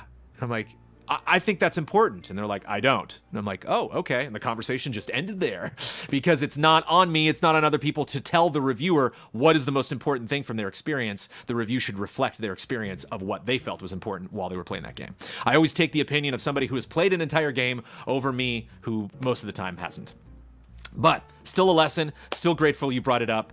Still some, I think we can do better. So I will focus on doing that in the future. Mr. Mags, why is Cup of Jones the only show that EZA does that streams on YouTube and not Twitch? Follow-up question, why does EZA prefer streaming on Twitch and not YouTube gaming? We prefer because that's where our community was born. That's where our streaming community was born, our online community, our chat was born.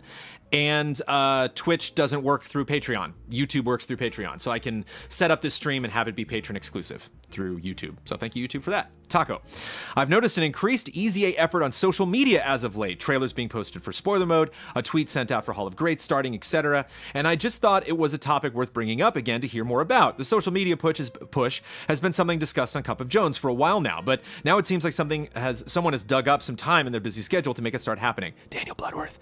Any particular plans set in motion, or is it just when someone has the time? Also, you could always post these top tier EZA flavored Twitch clips to Twitter that really knock it out of the park. That way it's less work than coming up with enough clips to fill a highlight video, and it could be potentially retweet friendly, as in a wider appeal, and break outside of the EZA fan base into general gaming Twitter. I'm totally aware that this is even more work to add to your list, but you guys have the humor and gusto to make those viral tweets happen. That's an interesting idea. Yeah, tweeting out the Twitch clips. We can maybe tweet out a specific Twitch clip when we post Easy Allies clips, when that show is to come back. But yeah, this comes from the pre-stream tweets are all Bloodworth.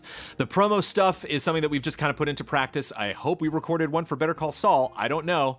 I don't know if they did a promo for that, but I think those work out really well, recording those promos and posting those separately, specifically for the spoiler modes, because those are be smart to cut a trailer or a promo, where we will be cutting a promo for the next exclusive show that you get on Patreon, so that people outside of that on YouTube and on Twitch and our other channels realize that there is a new show, that there is fun new exclusive content.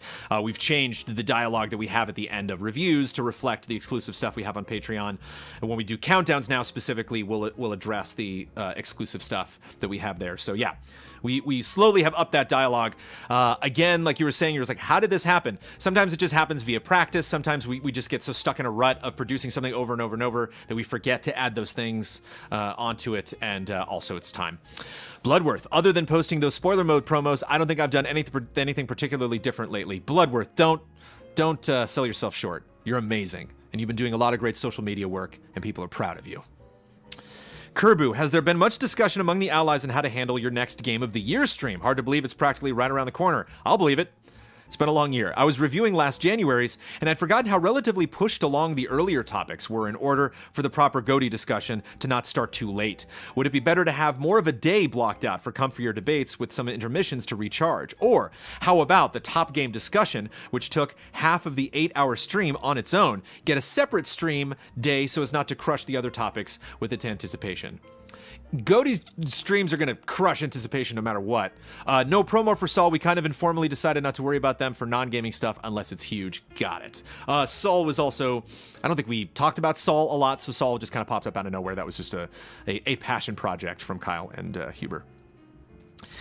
Yeah, we definitely want to change things. This also pertains to our Best of E3 stream, which we also did and had a lot of regrets from how we did that, a lot of lessons learned that we want to put into practice.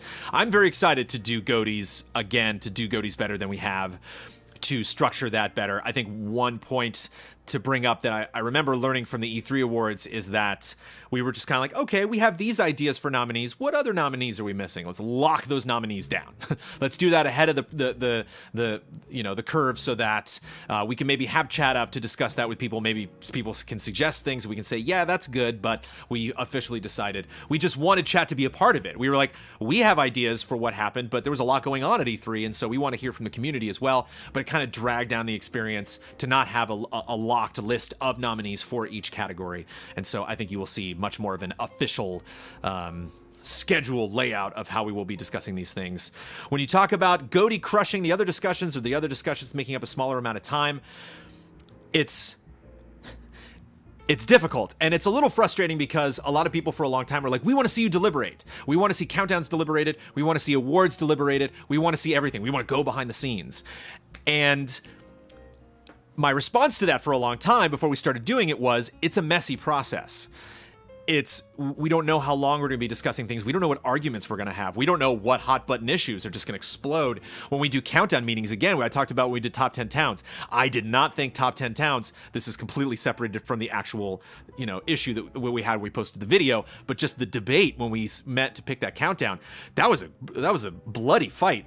We were arguing over what the best towns were. And so you just don't know what.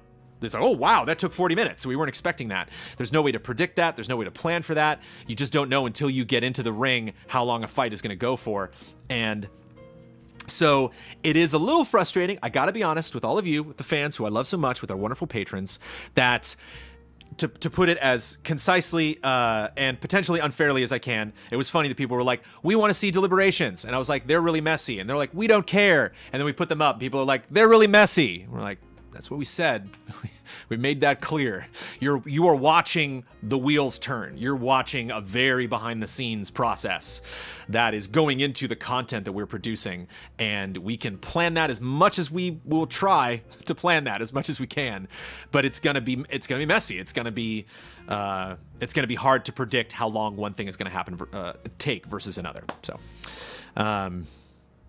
Rizzlemine17, how would you classify who is an ally? Is it only the 9 of you, or is it everyone who is a fan and or part of the community, or an ally? Do you mind if people call themselves an ally, even if they aren't part of the 9? You are all allies! We are all allies. I say allies all the time. I call you allies. The post I did today for Cup of Jones says, howdy allies, when it started up. I'm in a mood. I don't know if you can tell. But yeah, everyone's an ally. We're all allies. That's the whole point. Not only allies, but easy allies. It is easy to become allies with us. We are very forgiving people. We definitely want to we want to be friends with as many people as we possibly can. We want to be as respectful as we possibly can when we take questions from our community, when we talk about things that happen in this industry. And so, I think there was a way. I think I may like capitalize it. I think like if it's a capital A, that means that one of the 9 of us, but if it's a lowercase a, it means everybody. But if you just hear allies spoken, if you say, if we say hello allies or we talk about allies, I will address people specifically by their name, or I will I try to phrase it in a way that you know that I'm talking about my coworkers instead of the community. But and we see that also in chat. You know, before we boot up streams or before I start Cup of Jones and people start jumping into the chat, you see people be like, "Hey, All Eyes, what's up?" And it's a good feeling. We want those vibes. I love Kind of Funny has the best friends, and I didn't notice this till recently because Joey put up a post and she wrote KFBF, and I was like, "Oh, KFBF, isn't that great?"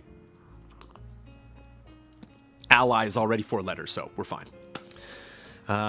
All right, and then one final comment, and then we'll move on to personal comments. Rob, Bob, Will. I was watching the Blackout stream and have a suggestion for scenarios like that where the person playing would greatly benefit from hearing the game. You can get a Bluetooth transmitter and receiver, about $50 for both. Hook up the transmitter to the audio out of your TV, and the receiver has a headphone jack for the allies to plug in their headphones of choice into. That way you can keep the TV volume low, and whoever is playing plugs into the receiver and can still hear the game audio. I currently have a setup like this and can highly recommend it, especially for gaming while your spouse is sleeping. Excellent idea. Yeah, let me do, yeah. Headphones for group streams. Yeah, there is, obviously that would take some work to implement. Obviously we've had like sound issues with their streams in the past, and so I would want to make sure everyone else in the room can hear it. That could potentially raise an issue too, because the person that would be having the headphones on could then all of a sudden not hear anybody else. So like if the comment is made behind or somebody offers a suggestion, it's like, wait, what? Like, I can't hear you because I'm way too focused on the game. And so that's kind of the trick while streaming. Obviously, our group stream is not your typical at-home, kicked back gaming environment. We have lots of lights. We have cameras on us. We're all facing one particular direction. We try to take care not to be too loud into the microphones or cross in front of the camera too much or have too much busy action, have too many conversations outside of the main conversation that's happening on the couch that's addressing things that are happening in the game. And so there's a lot of mind games to play when you're on a group stream, or a lot of just good practices to make sure that you stick to while you are performing, essentially, in front of an audience. And so I think a lot of the things that took the place of what you're talking about, where it's like, it's real simple. You just put it on, they can hear the footsteps, they can hear what's going on in the game, they're not distracted by other people. But at the same time, that kind of removes them from the group. And so I think a lot of this stuff is us just getting better at the weirdness of doing a group stream, the weirdness of having 9 of us or more in a room, all talking about the same thing, all focused on one game. And while there are use headsets when playing Astrobot. It helps you locate the bots. Yes, obviously, and yeah, case in point, I wanted to hear what Amanda was doing when we were streaming Astrobot, and so that's why we're, listening to it through the TV. VR can be tricky sometimes because, there's no way to have the Vive headset get sound and have the, PC get sound unless I get cables and do some other crazy setup. So a lot of times I'll just have, when I'm playing VR, I'll just have it on the main speakers so everybody in the room can hear it if they're watching. Yeah. I don't know if I read that whole question. I just like the last sentence. I currently have a setup like this and can highly recommend it, especially for gaming while your spouse is sleeping. Yeah, I have friends that definitely do that. They have kids that the baby will be sleeping on their lap, and they're like... So we'll keep that in mind. Maybe that's something that, again, investing and moving into the new studio, taking all of this apart, building it all from the ground up, we can possibly think of ways that, case in point, another thing that we do when we do use headphones is for the community showcase and for reactions, whenever we do reactions to things. We actually had a recommendation, I don't know if that was via Patreon or in a YouTube comment or a tweet or something, that said, I would love it if you guys would wear headphones during the podcast, because I think you would have better mic placement and you would realize, I'm peaking or I'm too close to the microphone if you had headphones and you can hear the actual sound of what's being recorded. And I think I want to implement that more in the studio on a regular basis. So right now when we do the showcase or we do reaction streams, I have a couple bags that have all the cables and the headphones and all that stuff with it, and I'll drag them out, plug everything, set everything up, and then when we're done, take everything down and put it away, because there's just a lot of foot traffic in here, and I don't want people stepping on stuff, or I don't want big piles of cables there in the corner. But if this was a stage in a studio, and the only thing that we did here is do the group stream and do other streams, and we did shows elsewhere, then it would be nice to have that permanent setup, to have headphones maybe just hanging on the wall that are just always there, ready to go. And whenever you're like, oh, reactions right now, let's do it, and you can just go over and turn the mixer on and turn the headphone splitter on and then put those on. Group stream best practices past the Oreos, says Bloodworth. Excellent. Excellent. But wonderful suggestion. Thank you, Rob Bob Will. Feedback personal. Let's get a smoothie shot. Oh, let's get personal, everybody. Let's get personal. Okay. Oh, and the music ended too. Nathan Page, I'm curious on your thoughts on video games being censored before coming over to the West.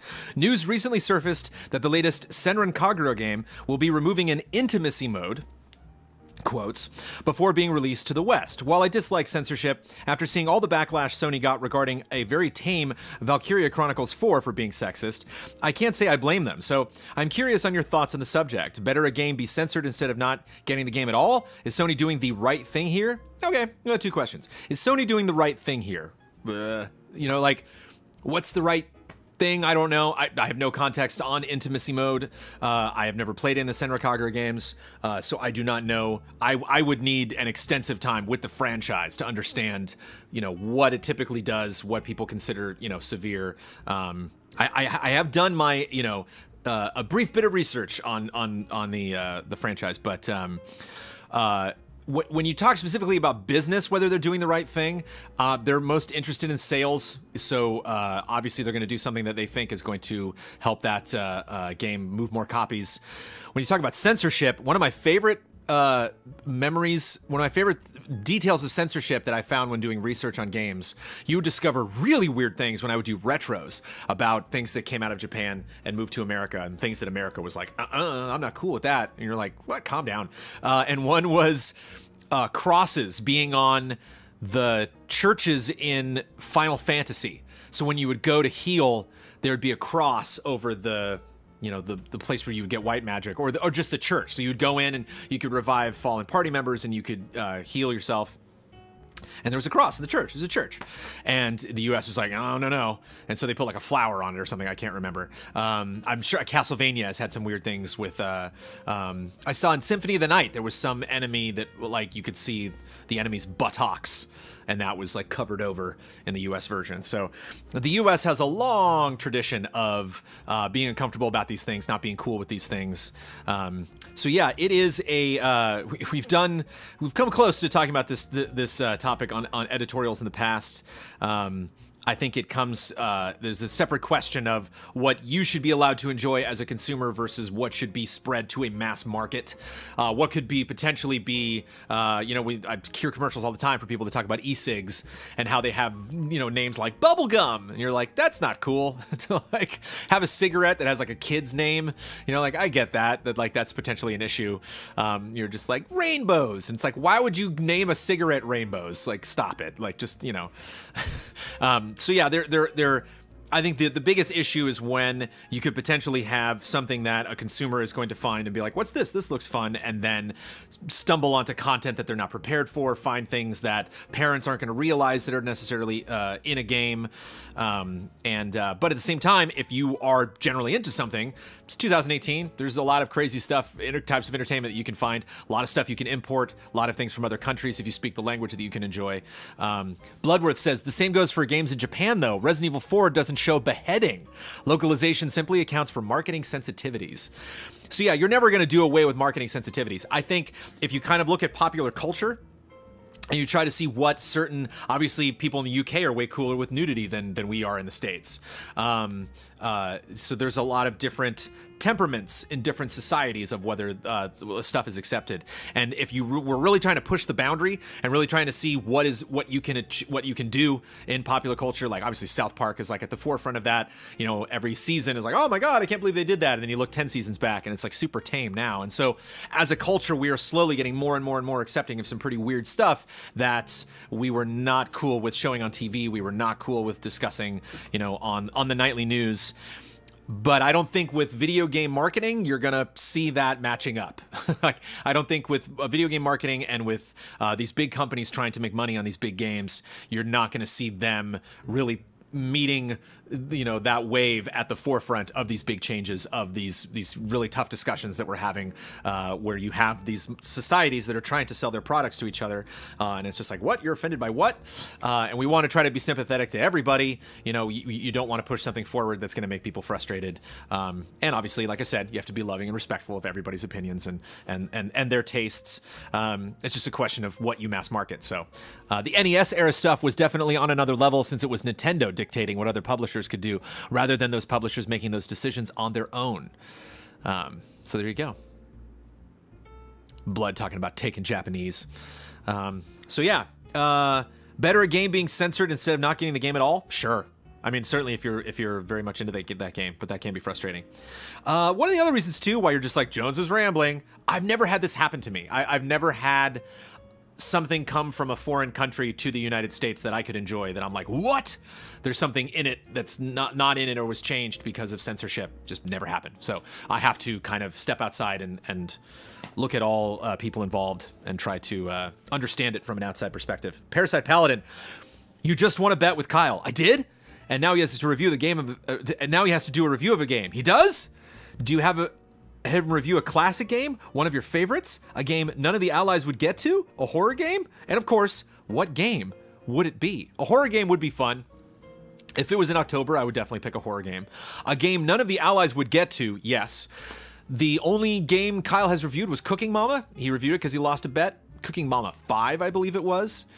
And so that was perfect. That was something that we knew he was not going. It has to be something we know he's not going to enjoy. And it's fun because he can write us a script and be like, snarky, snark, snark. And we're just like, write it again. We've done that. Like there's definitely some Kyle snark that is you know, landed on the cutting room floor. Specifically with countdown entries. He loves the last sentence of every Kyle Bossman countdown entry. He loves to be like, and snark. And you're like, oh, all right, thank you for that. Because if there's only one entry in a countdown that's snarky, yeah, I wonder who wrote that. You know, it's like, so you try to normalize the dialogue, try to make it sure it seems like, you know, like, oh, maybe one person could have written this script, or it's a lot of different opinions, but it's just kind of one general theme that's going through the whole script. But yeah, it would be something that we couldn't get to, something that would, a Lego game. I know Kyle loves the Lego games. I would love for him to review Lego Incredibles. Lego Incredibles would be great. That would be a perfect Kyle review game. I love this name, and I hope I get it right. Teleranriad. Teleranriad? Teleranriad. Teleranriad. Maybe. Asks thoughts on the new Aladdin movie. So if you haven't seen it, a new trailer came out for the live-action version of Aladdin. I'm generally averse to like all of the live action things. I guess like what have we gotten so far? Cinderella, which I guess kind of didn't count. I never saw Cinderella. Then we got Jungle Book, and then we got Beauty and the Beast. I thought Jungle Book was okay. You know, the animation of the animals, we've been through this. I just don't like seeing animals open their mouths. It's like, what? Like, and when you see animals open their mouths in cartoons, it makes sense because they draw the animals to be a little more human. They make the eyes a little bigger. They make the mouths a little bit more, you know, open. But when you actually like animate a real wolf, and then that wolf is like, hello, I'm a wolf. It's like, this looks ridiculous. You know, like a bear's like, I'm a bear. And it's like, this looks so weird. And Beauty and the Beast was terrible. It was there were like 2 cast members I enjoyed in Beauty and the Beast, but the rest of it was just so distracting. And there were a couple story elements that I was like, okay, that was an interesting twist that you did there. You added, you know, it's like you get a chance to tell the story again. That's fun. Aladdin though, Aladdin might not be my favorite Disney movie, but man, when Aladdin came out, I loved that movie. I still love the movie. It's a really great film. And obviously, you know, rest in peace, Robin Williams, like an incredible performance.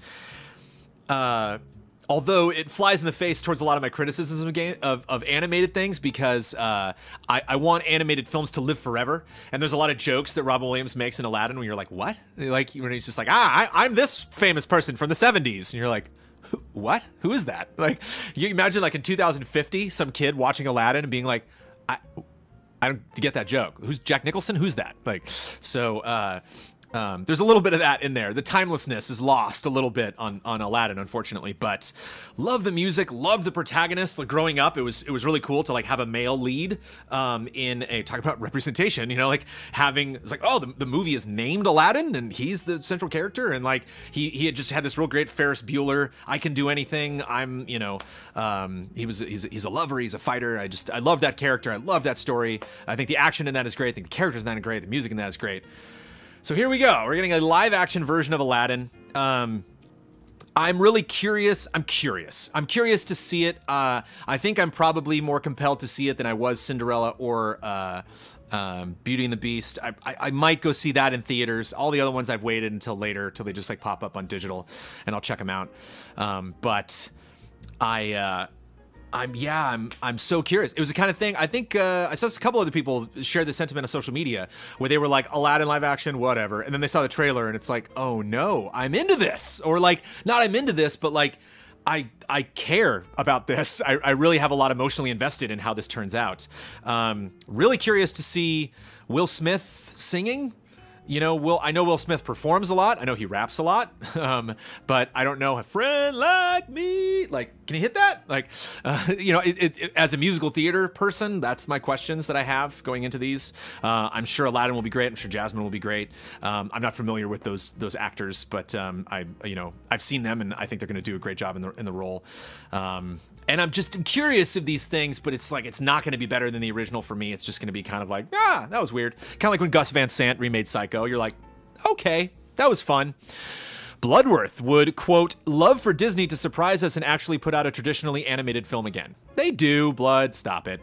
They do. They release lots of animated shorts, and they will.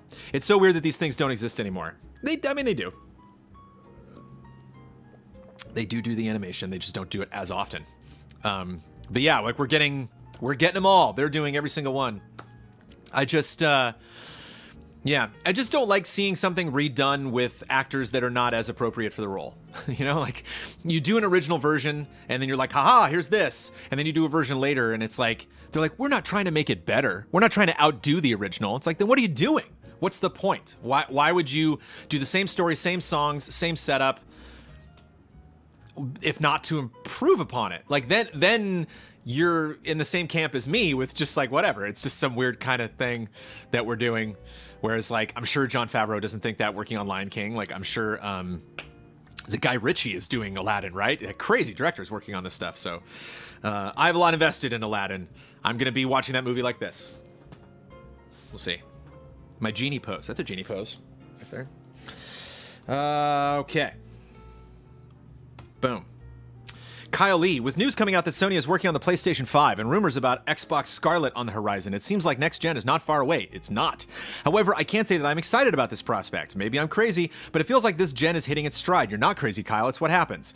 With games like God of War and Spider-Man coming together to be something truly special, Red Dead 2 is right around the corner, and we're in the middle of the second incredible year for games in a row. It doesn't feel like we're in those dying days of a console generation when we were desperate for something new to liven things up, like we were at the end of last gen. Were we? I'm curious what those dying days were like of last gen. I'm curious of game examples that were just like, we want a new gen. Do you feel like companies are jumping the gun with the new consoles, or do you think it is necessary to move on to new systems at this point? Both.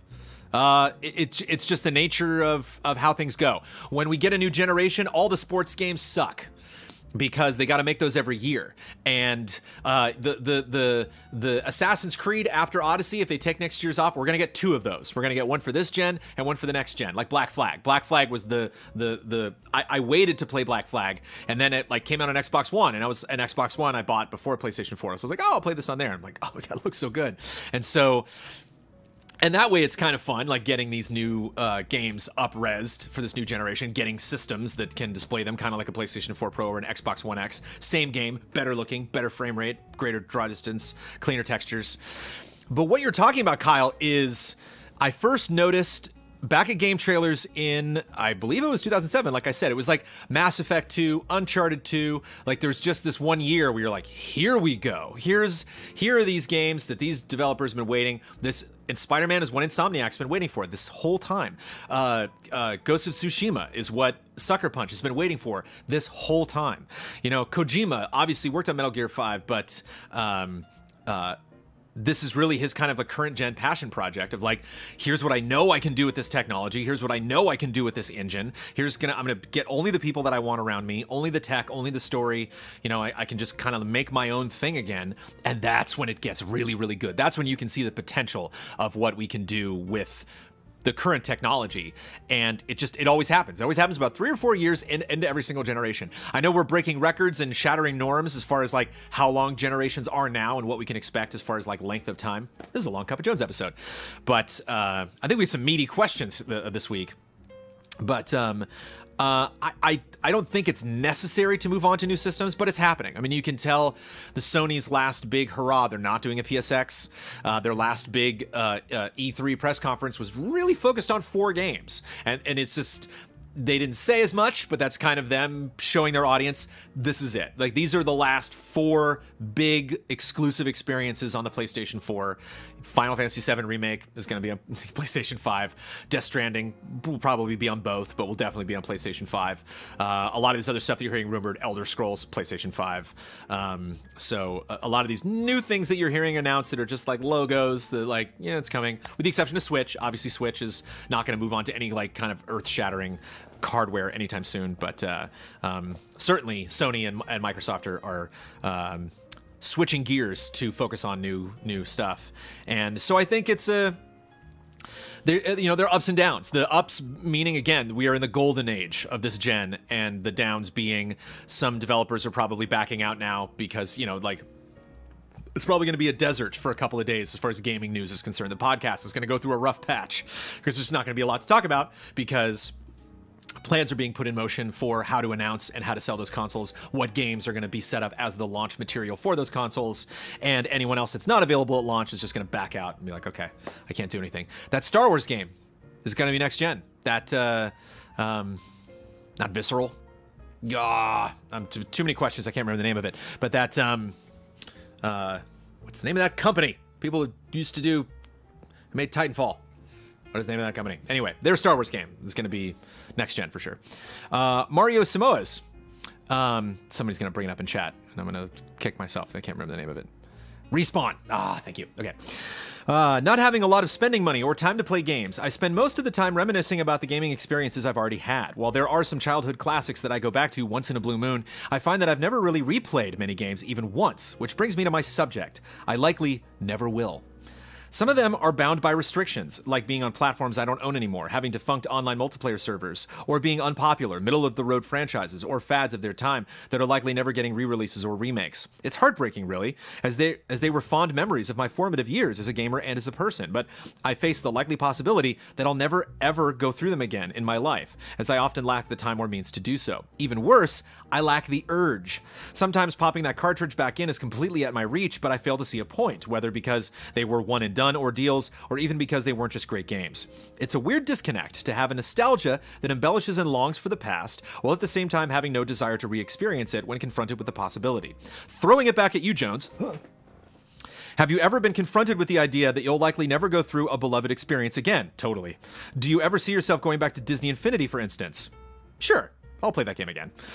Excuse the ramblings of someone who is clearly overthinking a pointless thought. Not a pointless thought, but it's something I wanted to share, and hopefully it'll help spark some reminiscing of your own. Yeah, I mean, this is TV, this is gaming, this is movies, this is theater, there's so many things that you look at and you're like, oh yeah! Or like, I'll even have that idea when we talk about stuff on podcasts, or they'll mention some game, the release date was announced for this, and I'm like, oh man, I'm gonna play that so much.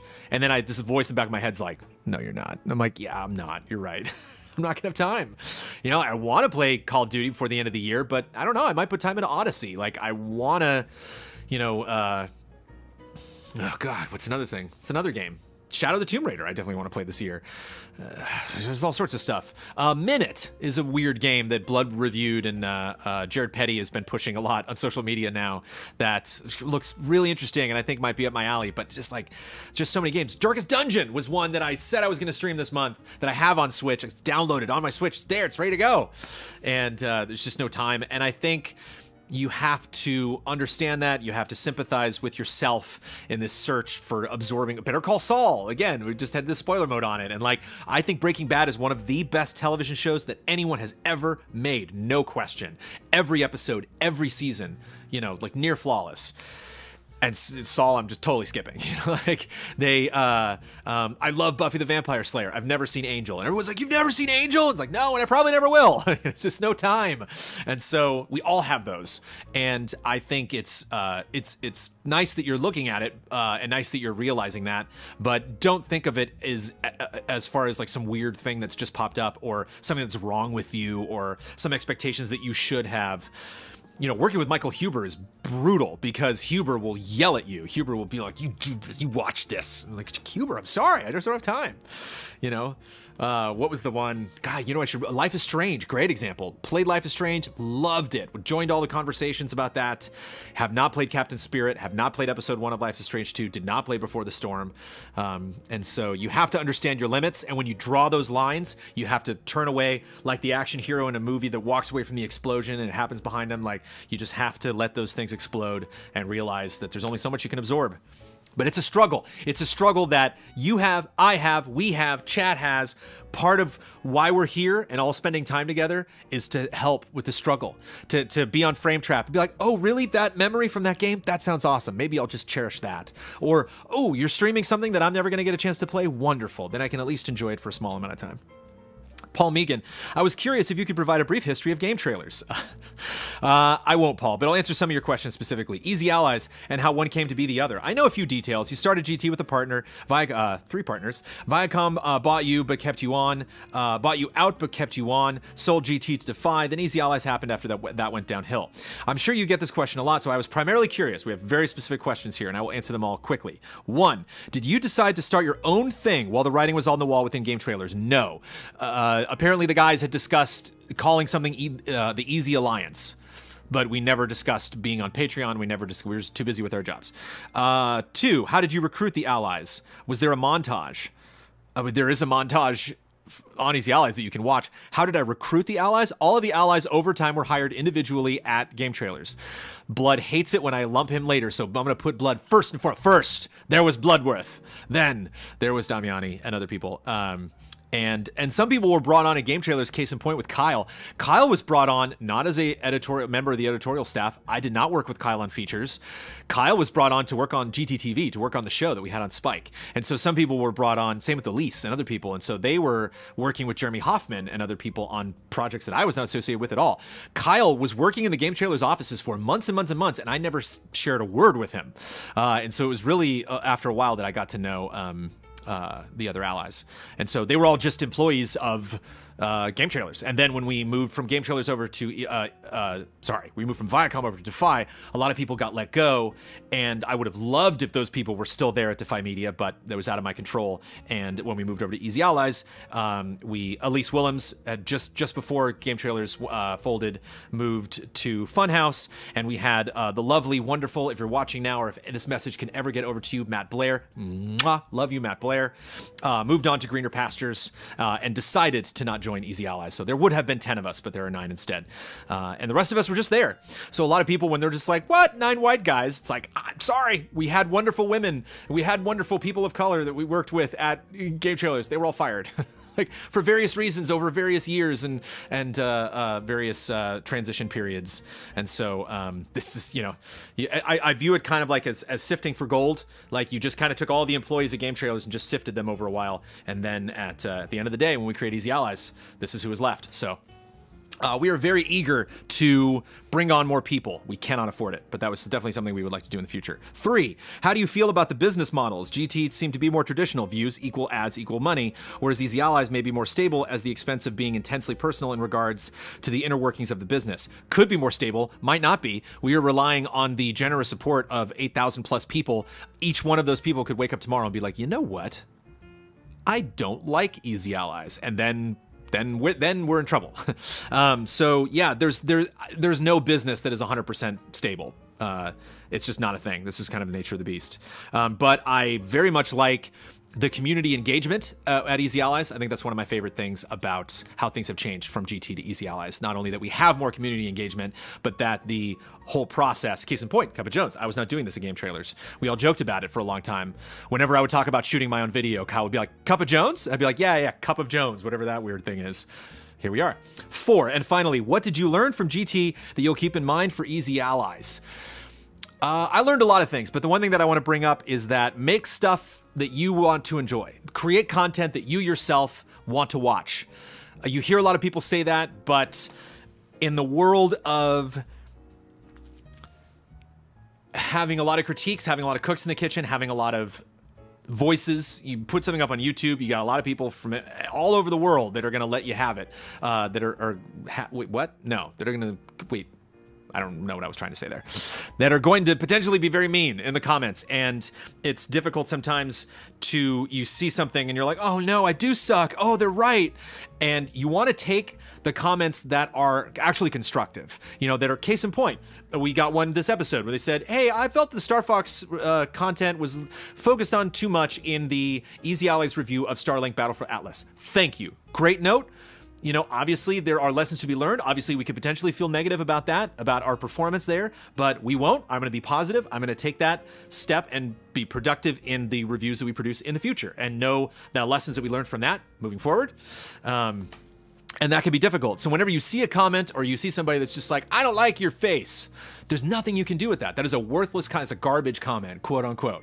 Just throw it away. Because what can you do? You can't change your face. It's like you can't change the way your voice sounds. You can't. There's just so many things that you have to understand are out of your control, or you're discovering someone that just is not going to be a fan of your content. Like that person should go somewhere else and find other things to watch. And so,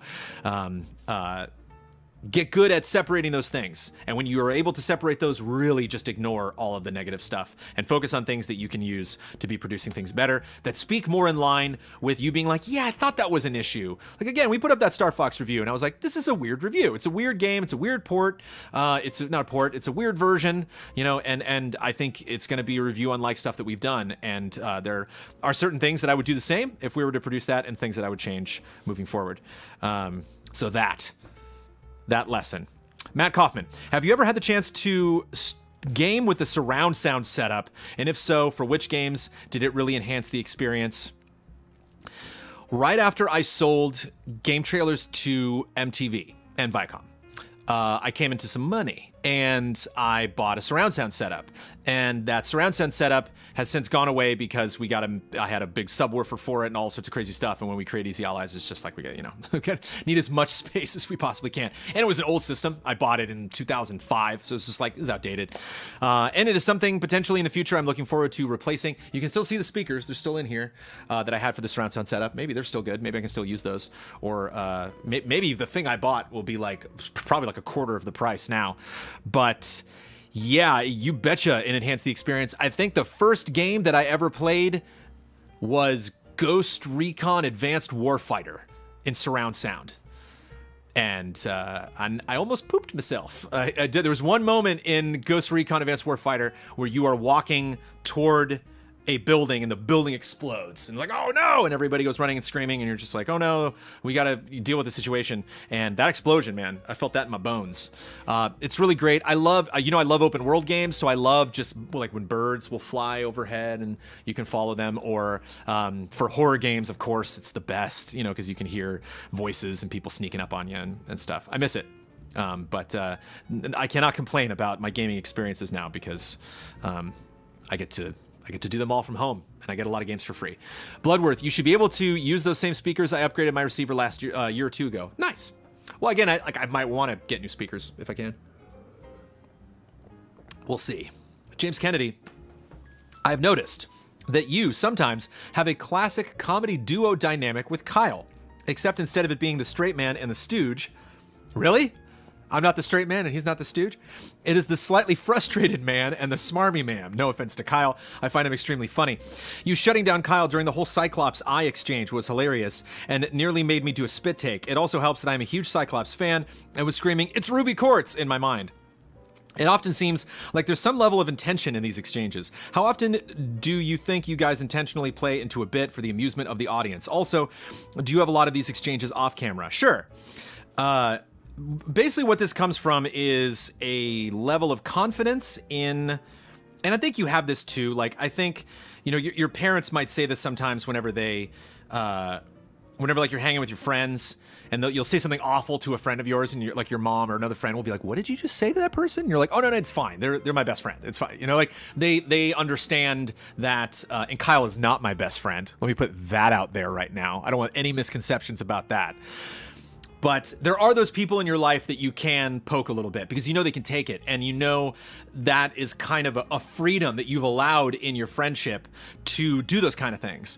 And Kyle, when I first met him, and Kyle, when I first started working with him, had a Damiani-esque interest in trolling people. He likes to test people. He likes to joke. He likes to do bits on the podcast, see how long it'll take for people to be like, "Wait, this is a bit." And I think over time, I just was able to parse his bullshit and was able to, you know, realize, wait a minute, you know, and know what he was doing and kind of get into his head. And I think there's just something about when Kyle and I work together, we just have a type of eye contact that suggests we're fine. And actually, not to get too scientific, but there's a fascinating Radio Lab episode about laughing and what laughing is, why we do it. And they did tests with rats that would play together, that would play fight. And little rodents and very small animals, and they recorded them, and they found at a pitch that they could not hear, that was way too high for the human ear to pick up. There was like a breathing, and it's kind of sounded like laughing. There's, you know, some kind of like a busy sound. And they also realized that monkeys do that as well. So a lot of times when monkeys are playing together, they will laugh. They will make this kind of, dogs will do it too. You can hear, there's just this kind of like exasperated, not barking, not growling, but just this kind of like, you know, intake and output of breath that kind of sounds like a laugh. And Radiolab determined that, and a lot of scientists have determined that that sound would eventually evolve into laughter from humans basically means we're not fighting.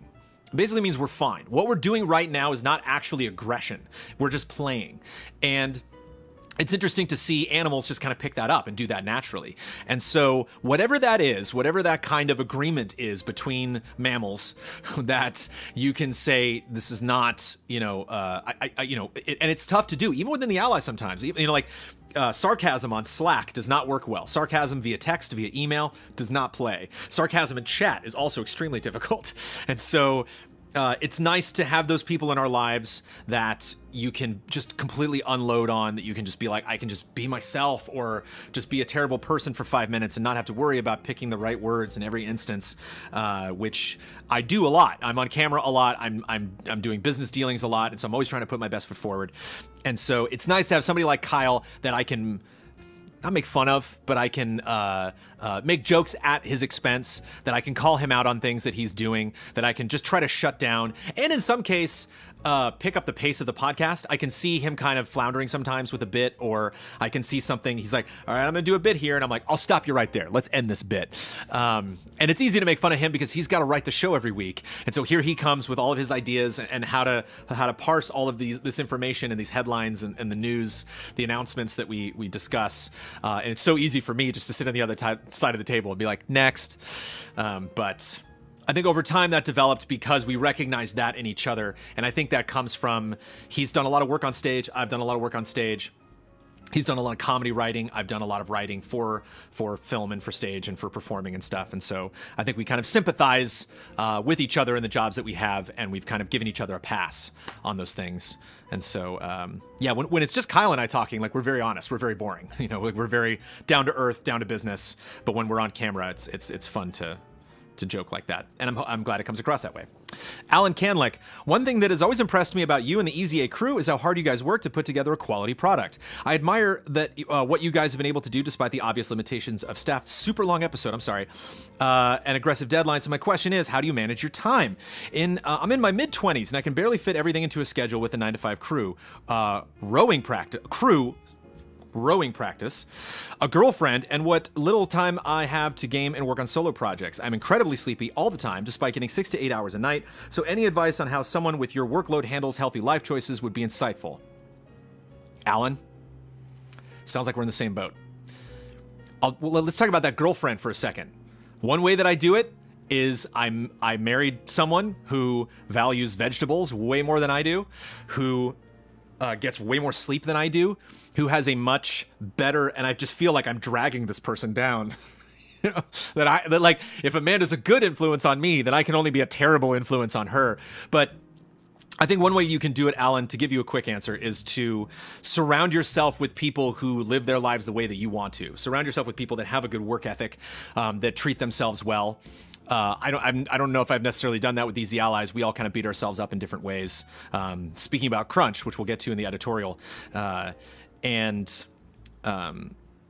think just understand, like you said, you're in your mid-20s. I was even worse to myself in my 20s than I was now. I think this stuff will keep up, will catch up to you. I think your body will just pay attention to your body when it shuts yourself down. I've really come to understand that particular type of feeling. Like, there's a particular type of headache, there's a particular type of fatigue that I get where I'm like, oh, I'm shutting down. This is my body being like, enough, you know? And like, sometimes I'm in the middle of E3 and I'm just like, oh, well, body, more Red Bull, boom, like we got to get through this stuff. Or sometimes it's just me being me, and I'll realize, okay, I got to slow down a little bit, but maybe start to recognize those signals that you can get from your body so that you can better, you know, schedule yourself. Because there's all sorts of production recommendations that I could give. But what you really have to do is just recognize ahead of time, this is time that I could use for something. It's 2 in the morning. I should go to bed.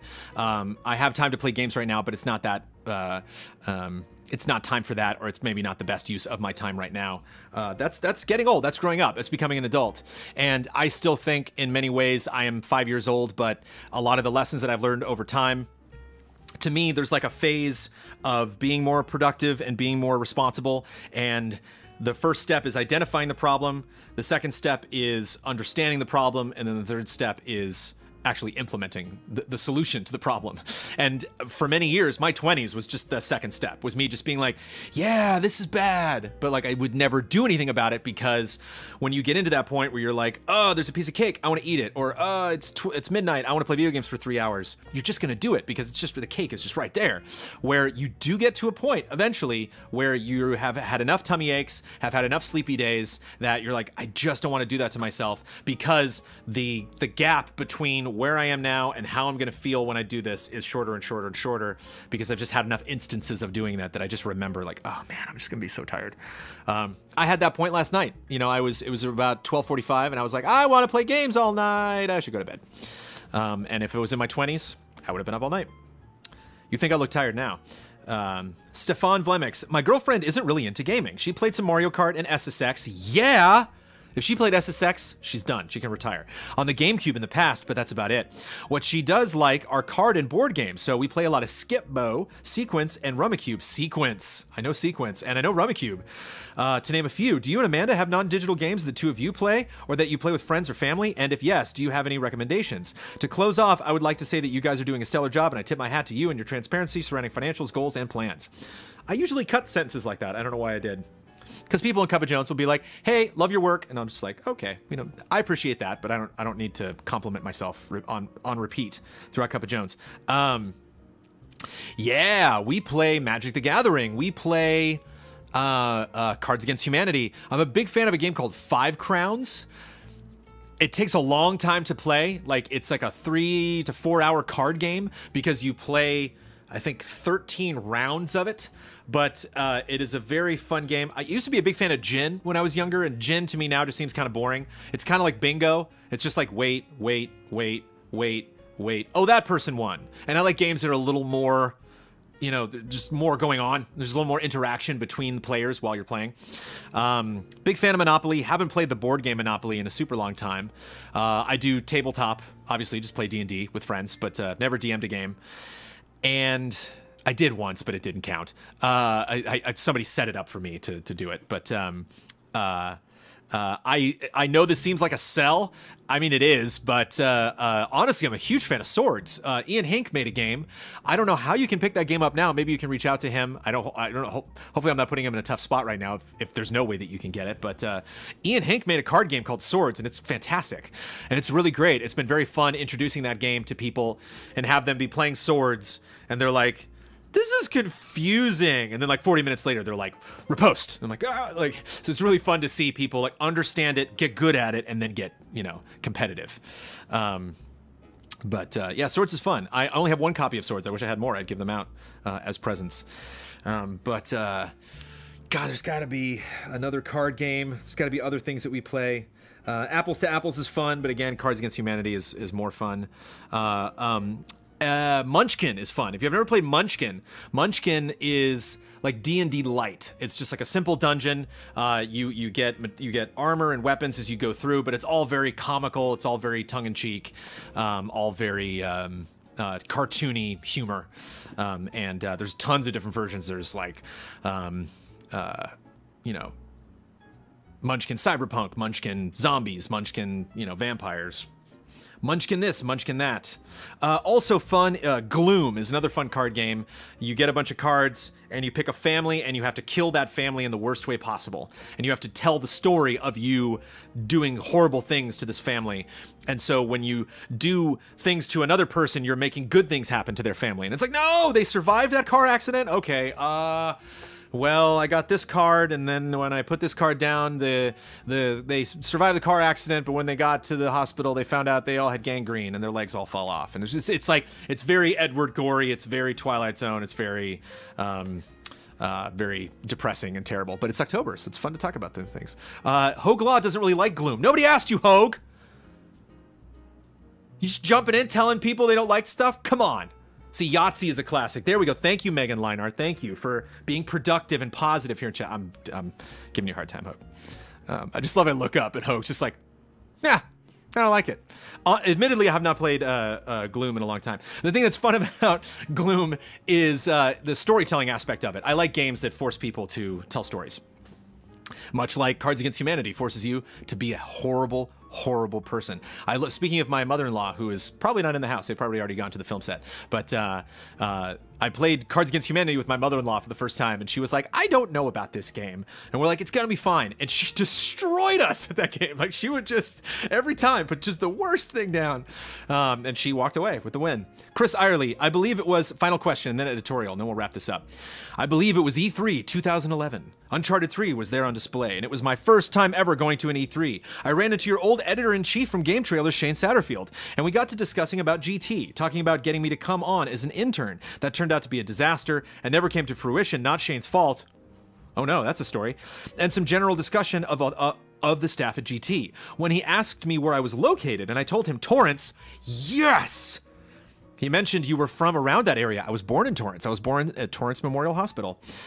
And more specifically, Palos Verdes. I thought that was cool, and someone who, and as someone who admires your line of work, was from my neck of the woods and got me thinking about places that I had been to that I could have potential in the same. Oh wait, that could have potentially been in the same stomping grounds you had as well. So my question is, in regards to that, some of these questions I unfortunately don't have answers to, and I apologize. Did you ever frequent the Del Amo Mall much growing up in PV? Yes, I did. The Del Amo Mall is still there. It is on Hawthorne Boulevard. You take the 405 south, get off on Hawthorne Boulevard, go south. It'll be on your left-hand side. It is a gigantic mall complex.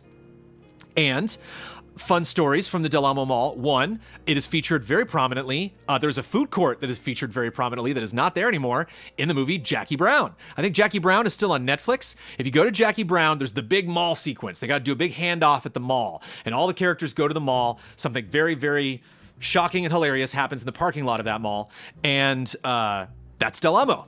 Del Amo, the parking lot, Del Amo, the hall. Like, you can see they used to have this kind of like tile, this like purple brownish tile that was around a lot of like the planters in the middle of the mall area, and There were these little like benches and stuff like that. And so it's just like, I wasn't a big fan of Jackie Brown. Still not my favorite Quentin Tarantino film, but it was on Netflix. And I was like, oh yeah, let me watch Jackie Brown again. And kind of one of those movies I put on in the background while I'm like typing out the Cup of Jones questions or doing podcast producers or something that's like no brain power required. Literally, I'm just copy, paste. And I had Jackie Brown on in the background and I was like, whoa, I just totally forgot Del Amo was in there. Also, I purchased my Jaguar.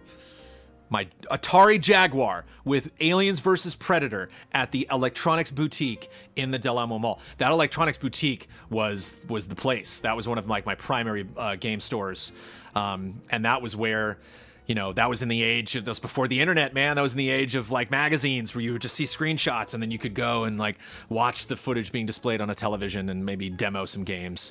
But I remember like saving up allowance and going into like EB Games with just like a wad of cash, all like $5 and $1 bills, you know, just like, here's my $70, give me the game. Uzi Suicide could never find a Jaguar in the store.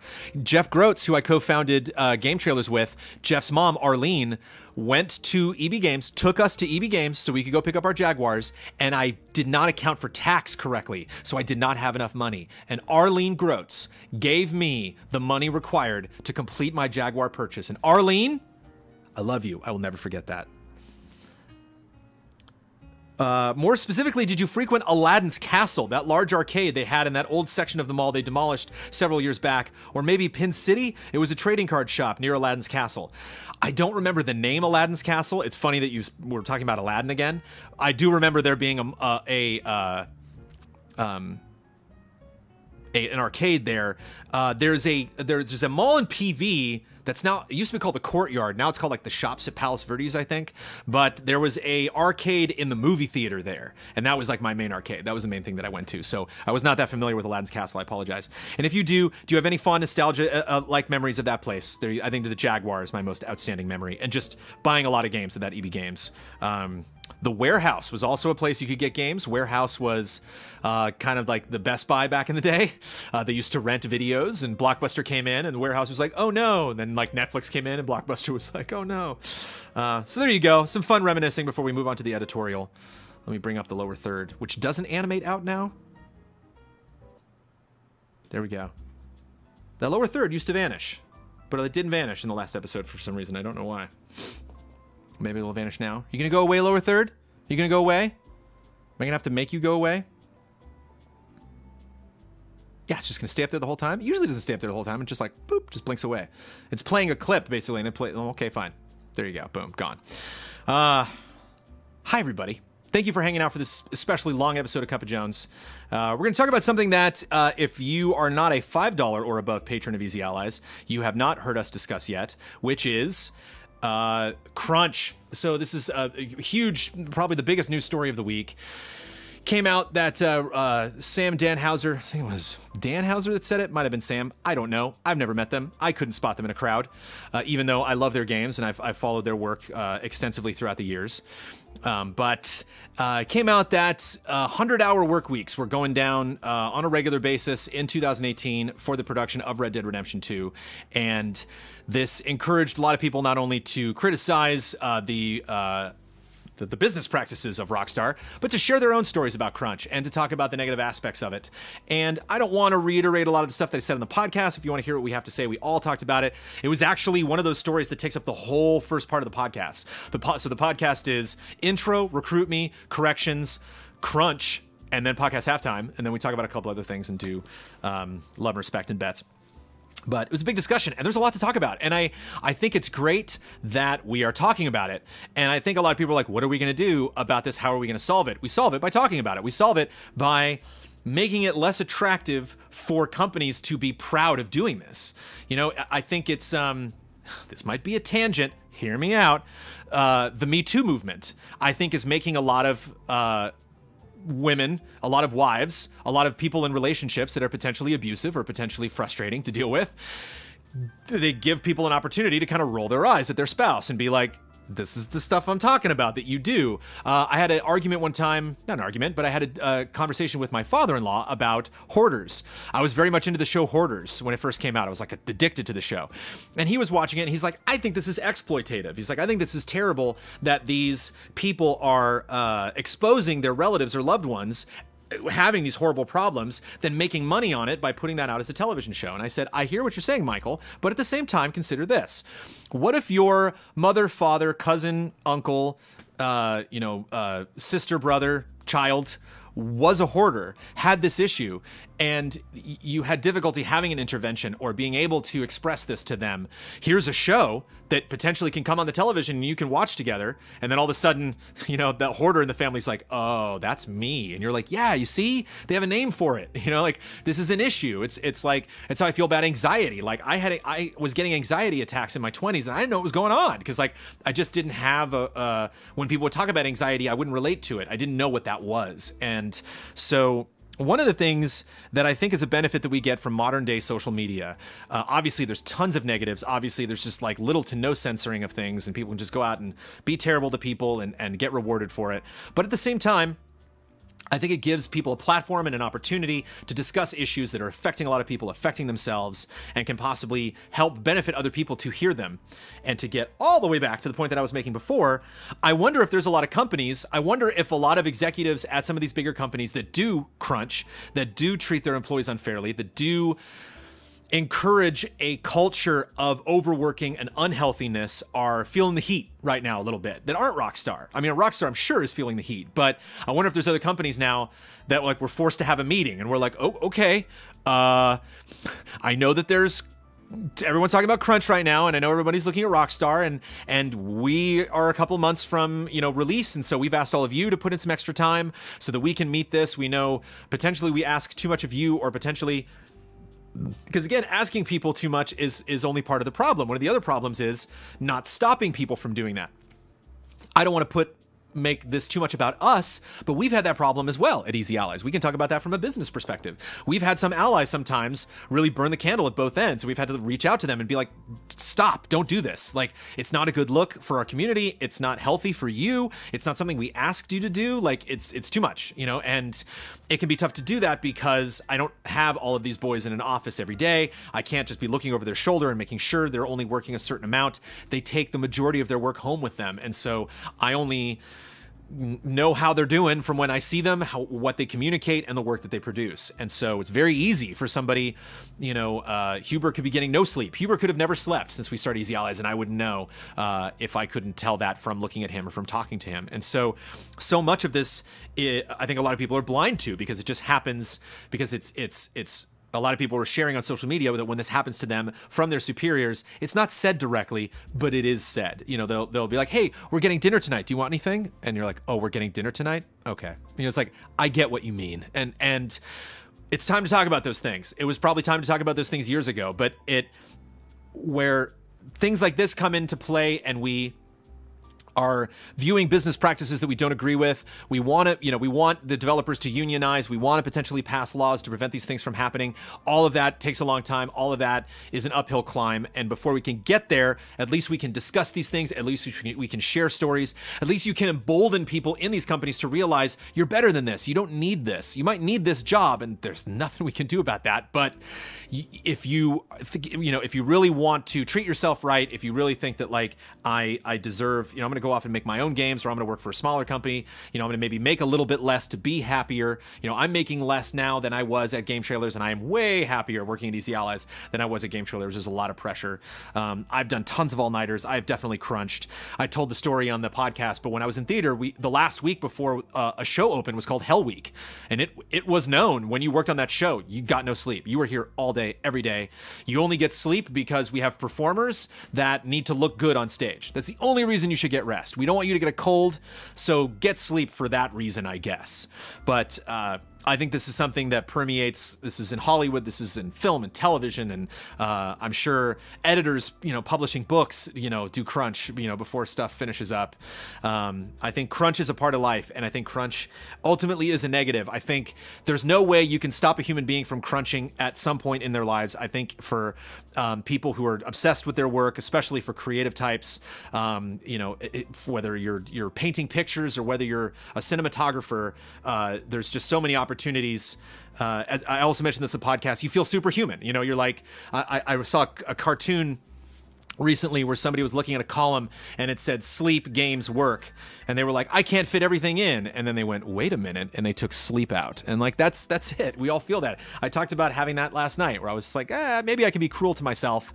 I can't remember what comedian said it, but they were talking, might have been like Seinfeld or something. I think it was Seinfeld, and he's like, that's Tomorrow Guy. You don't care what Tomorrow Guy does. You only care about Now Guy. That's Tomorrow Guy's problem. And like a lot of us do that to ourselves, and it's not cool. And what is cool is talking about how it's not cool. I want you all to meditate. I think it would be beneficial for all of you. I'm not going to harass you to do it. I'm going to remind you to do it as much as I can. I forget to do it. I'm sure you forget to do it. We all forget to be good to ourselves. And if we're going to have this thing called social media where we can all communicate with each other, why don't we use that in a positive way and continue these stories where I think it's obviously a very opportune time to talk about Rockstar and how we want them to improve how they treat their employees right before Red Dead 2 comes out. I think I want to talk about this in 3 or 4 years now. I want to talk, well, I hope it's not happening in 3 or 4 years, but like I want to talk about this when in regards to a company when they're not about to release one of their biggest games of a generation in a couple of days. I want to talk about this all the time. I never want this conversation to go away. And I think you're starting to see that on social media where you have these activism, Me Too, gun violence, these things that normally just kind of come up and then go away. And these things are kind of starting to gain steam and still be around. And people are still talking about these things and still, expressing their beliefs. It is my belief that you should be good to yourself. It's not always possible. I want to talk about one point specifically, and I want to address these questions first, because where I think that is a fairly comfortable, safe answer, the likes of which I usually give here on Cup of Jones, I have a potentially unpopular opinion that I will throw out right after I read these questions. Evil Regme, with Rockstar recently admitting to making their employees work 100-hour work weeks for Red Dead Redemption 2, which I think is a disgusting practice, I've stumbled into a bit of a moral quandary. Should we as a consumer not support such practices by not purchasing the product, or shrug it off as your purchases are likely to be inconsequential in the bigger picture, as tens of millions that will buy it largely will never stop to think about this? Chris Gorgoris also says, what are your thoughts on the recent news that Rockstar's devs were pulling in 100-hour work weeks in the crunch to get Red Dead 2 done?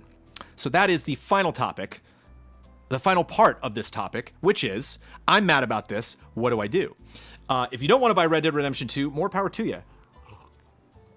I think that is definitely a way you can express your frustration, just like voting. You can always vote with your wallet. You can always say, I'm not going to support this company because I don't like what they do. I can't say, as somebody who was scheduled to review Red Dead Redemption 2, who is going to review Red Dead Redemption 2, I can't say what I would do if I was put in the situation. I've been a games journalist ever since 2002, and so it's like I'm so deep into it now that I don't really know what kind of person Brandon Jones would be had this not been my job. If I'd gone into, directing commercials or gone into screenwriting or whatever and not done this, would this frustrate me so much that I would, step away from one of my favorite publishers and not purchase a game that I was incredibly excited about? I don't know. But what I can speak to is how this will affect the review. And my unpopular opinion is it will not affect the review at all. This is not the type of thing that comes into play when I review games. I'm not going to say it's not something I'm not thinking about. When I do sit down to play Red Dead Redemption 2, this is going to be something that's going to be in the back of my head the whole time. It's going to be something that I'm constantly be thinking like, oh, look at that beautiful graphic moment that was brought to you by people suffering. It's like, obviously this is in our heads now. We can't get out of it. I'm always going to think of that when I think of Rockstar. I'm always going to think of toxic, culture when I think of Riot Games. Like, these things come out about these companies and there's just no way to undo them. And that's a good thing, because it means we're having this conversation. But from my position as a reviewer, I can't quantify that. Reviews are all about quantifying things. They're all about attaching a value to something. It's all about determining who will enjoy something for what reasons. And what I've come to terms with and what I've gotten better at, in my opinion, is when writing a script and when scoring a game, is determining, as games culture has changed, as we've added online modes to things, as we've added toys to stuff, and all sorts of weird things that have come in to the gaming space to possibly move that needle as far as like what a game is worth and how you should describe the worth of that game to someone else.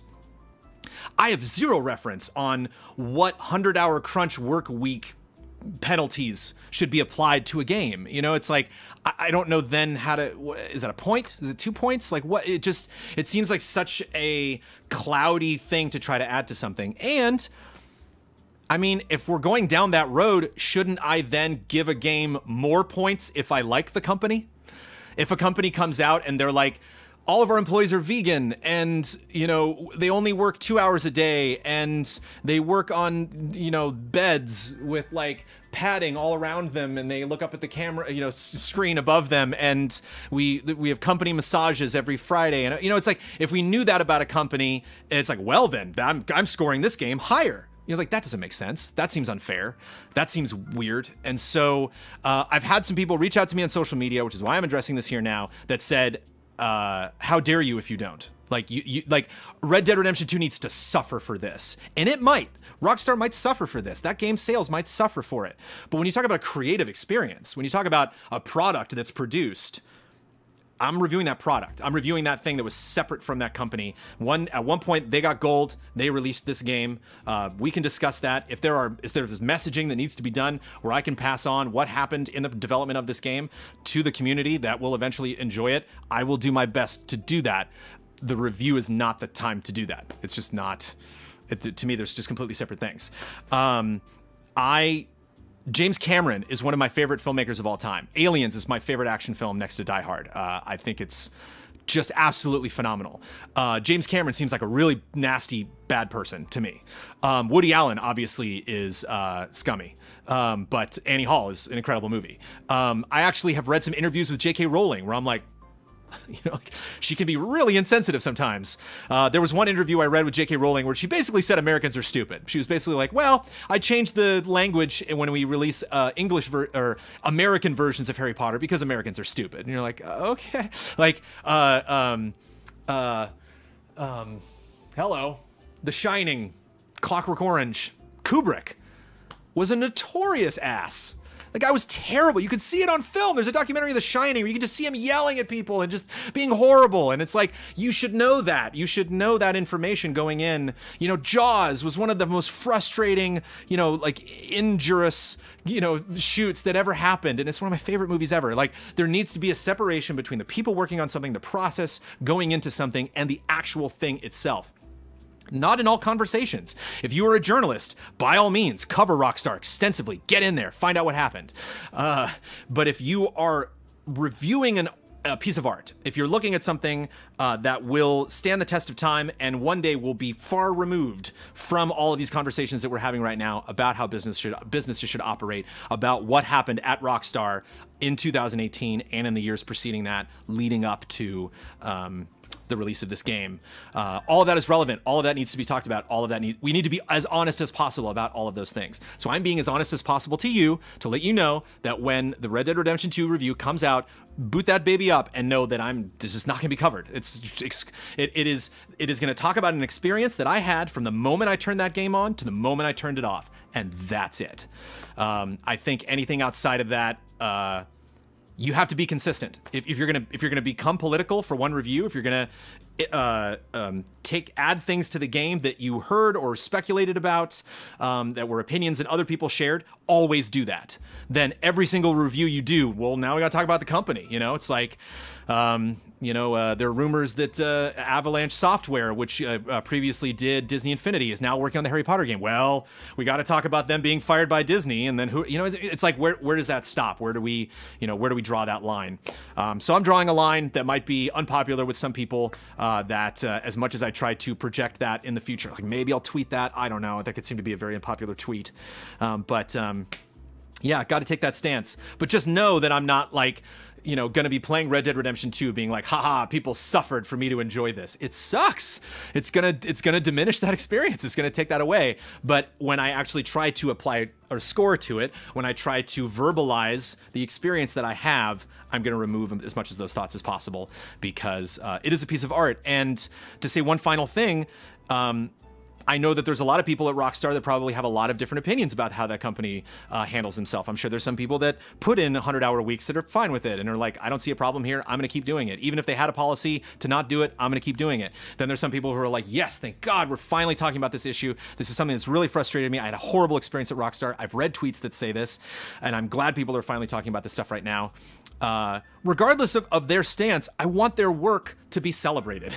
You know, if I want that work to stand on its own. I want them to, you know, I don't want the work that they did, the suffering that they did on this game to be in vain. I want them to be proud of the work that they did, not necessarily proud of the way they did it, not necessarily proud of their bosses or superiors, or proud of just Crunch in general, but proud of their work, proud of the music they wrote, the dialogue they wrote, the gameplay systems they put into place, the realism they tried to achieve. It's an achievement, regardless of how it was achieved. So yeah, got to separate those things. So apologies if that's frustrating to some of you. I have not looked at chat in forever. But Sid27 says, we agree with you. Most people do. Yeah, I don't know. I don't know what the percentage is on people who agree with me or they don't. If you don't agree with me, if this really gets you hot under the collar and it's really frustrating and you want to make an example of Red Dead 2, I understand that. I sympathize with that. Hopefully you sympathize with my position as a reviewer. And there we go. That is our editorial. Again, our takeaways, take questions for spoiler mode. Consider it. Maybe make a podcast segment about what the greatest year was, or consider doing that for a countdown in the future. Basically have that discussion. Basically, people want to see 2017 and 2018 in the ring, ding, ding, ding. And consider wearing headphones for some group streams. There we go. Thanks, everybody. I'm going to wrap this up because this is an 2 hour and 40 minute episode of Cup of Jones. I got a tweet from somebody last week who were like, 2 hours and 40 minutes of Cup of Jones. Woohoo! So some people enjoy that. Some people are like, oh my gosh, shut up. So I'm going to do it. I'm going to shut up. I'm going to go work on stuff, and I will see you again next Thursday. Can't say whether or not I'll be on the group stream next week. It is a tournament. I love showing up for tournaments. Probably won't win a Soul Calibur tournament, but I hate to turn one down because I've never... I co-won a tournament with Brad one time. I've never won a tournament by myself. I would love to do that someday. Maybe one day. We all have dreams and wishes. I will not be around. I will hopefully try to put a video together, something I can package to go up on Thursday. If not, I'm sorry. You are all wonderful paying patrons of Easy Allies. You deserve to have a Cup of Jones every week. Next week is just too darn insane, so it cannot happen. But if I don't have anything put together and you have questions, put them down. I will answer them in 2 weeks. I will see you again live in other places throughout Easy Allies. I'm also on Huber Syndrome if you want to check that out. I was on the last episode. So you will be seeing more of me here on the Patreon, on our YouTube channel, on Twitch. But in case there isn't a Cup of Jones, you don't see me that way. A happy Halloween to everybody. It's the best month ever. It's Amanda's birthday. It's Halloween. It's Red Dead. It's all happening. Cheers, everybody.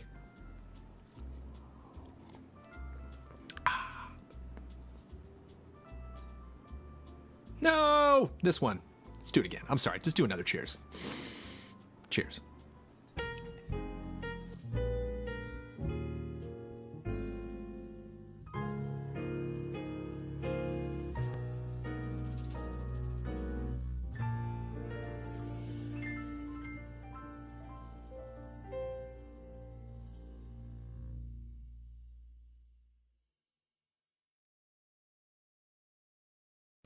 I would just like to point out that that end clip always plays correctly.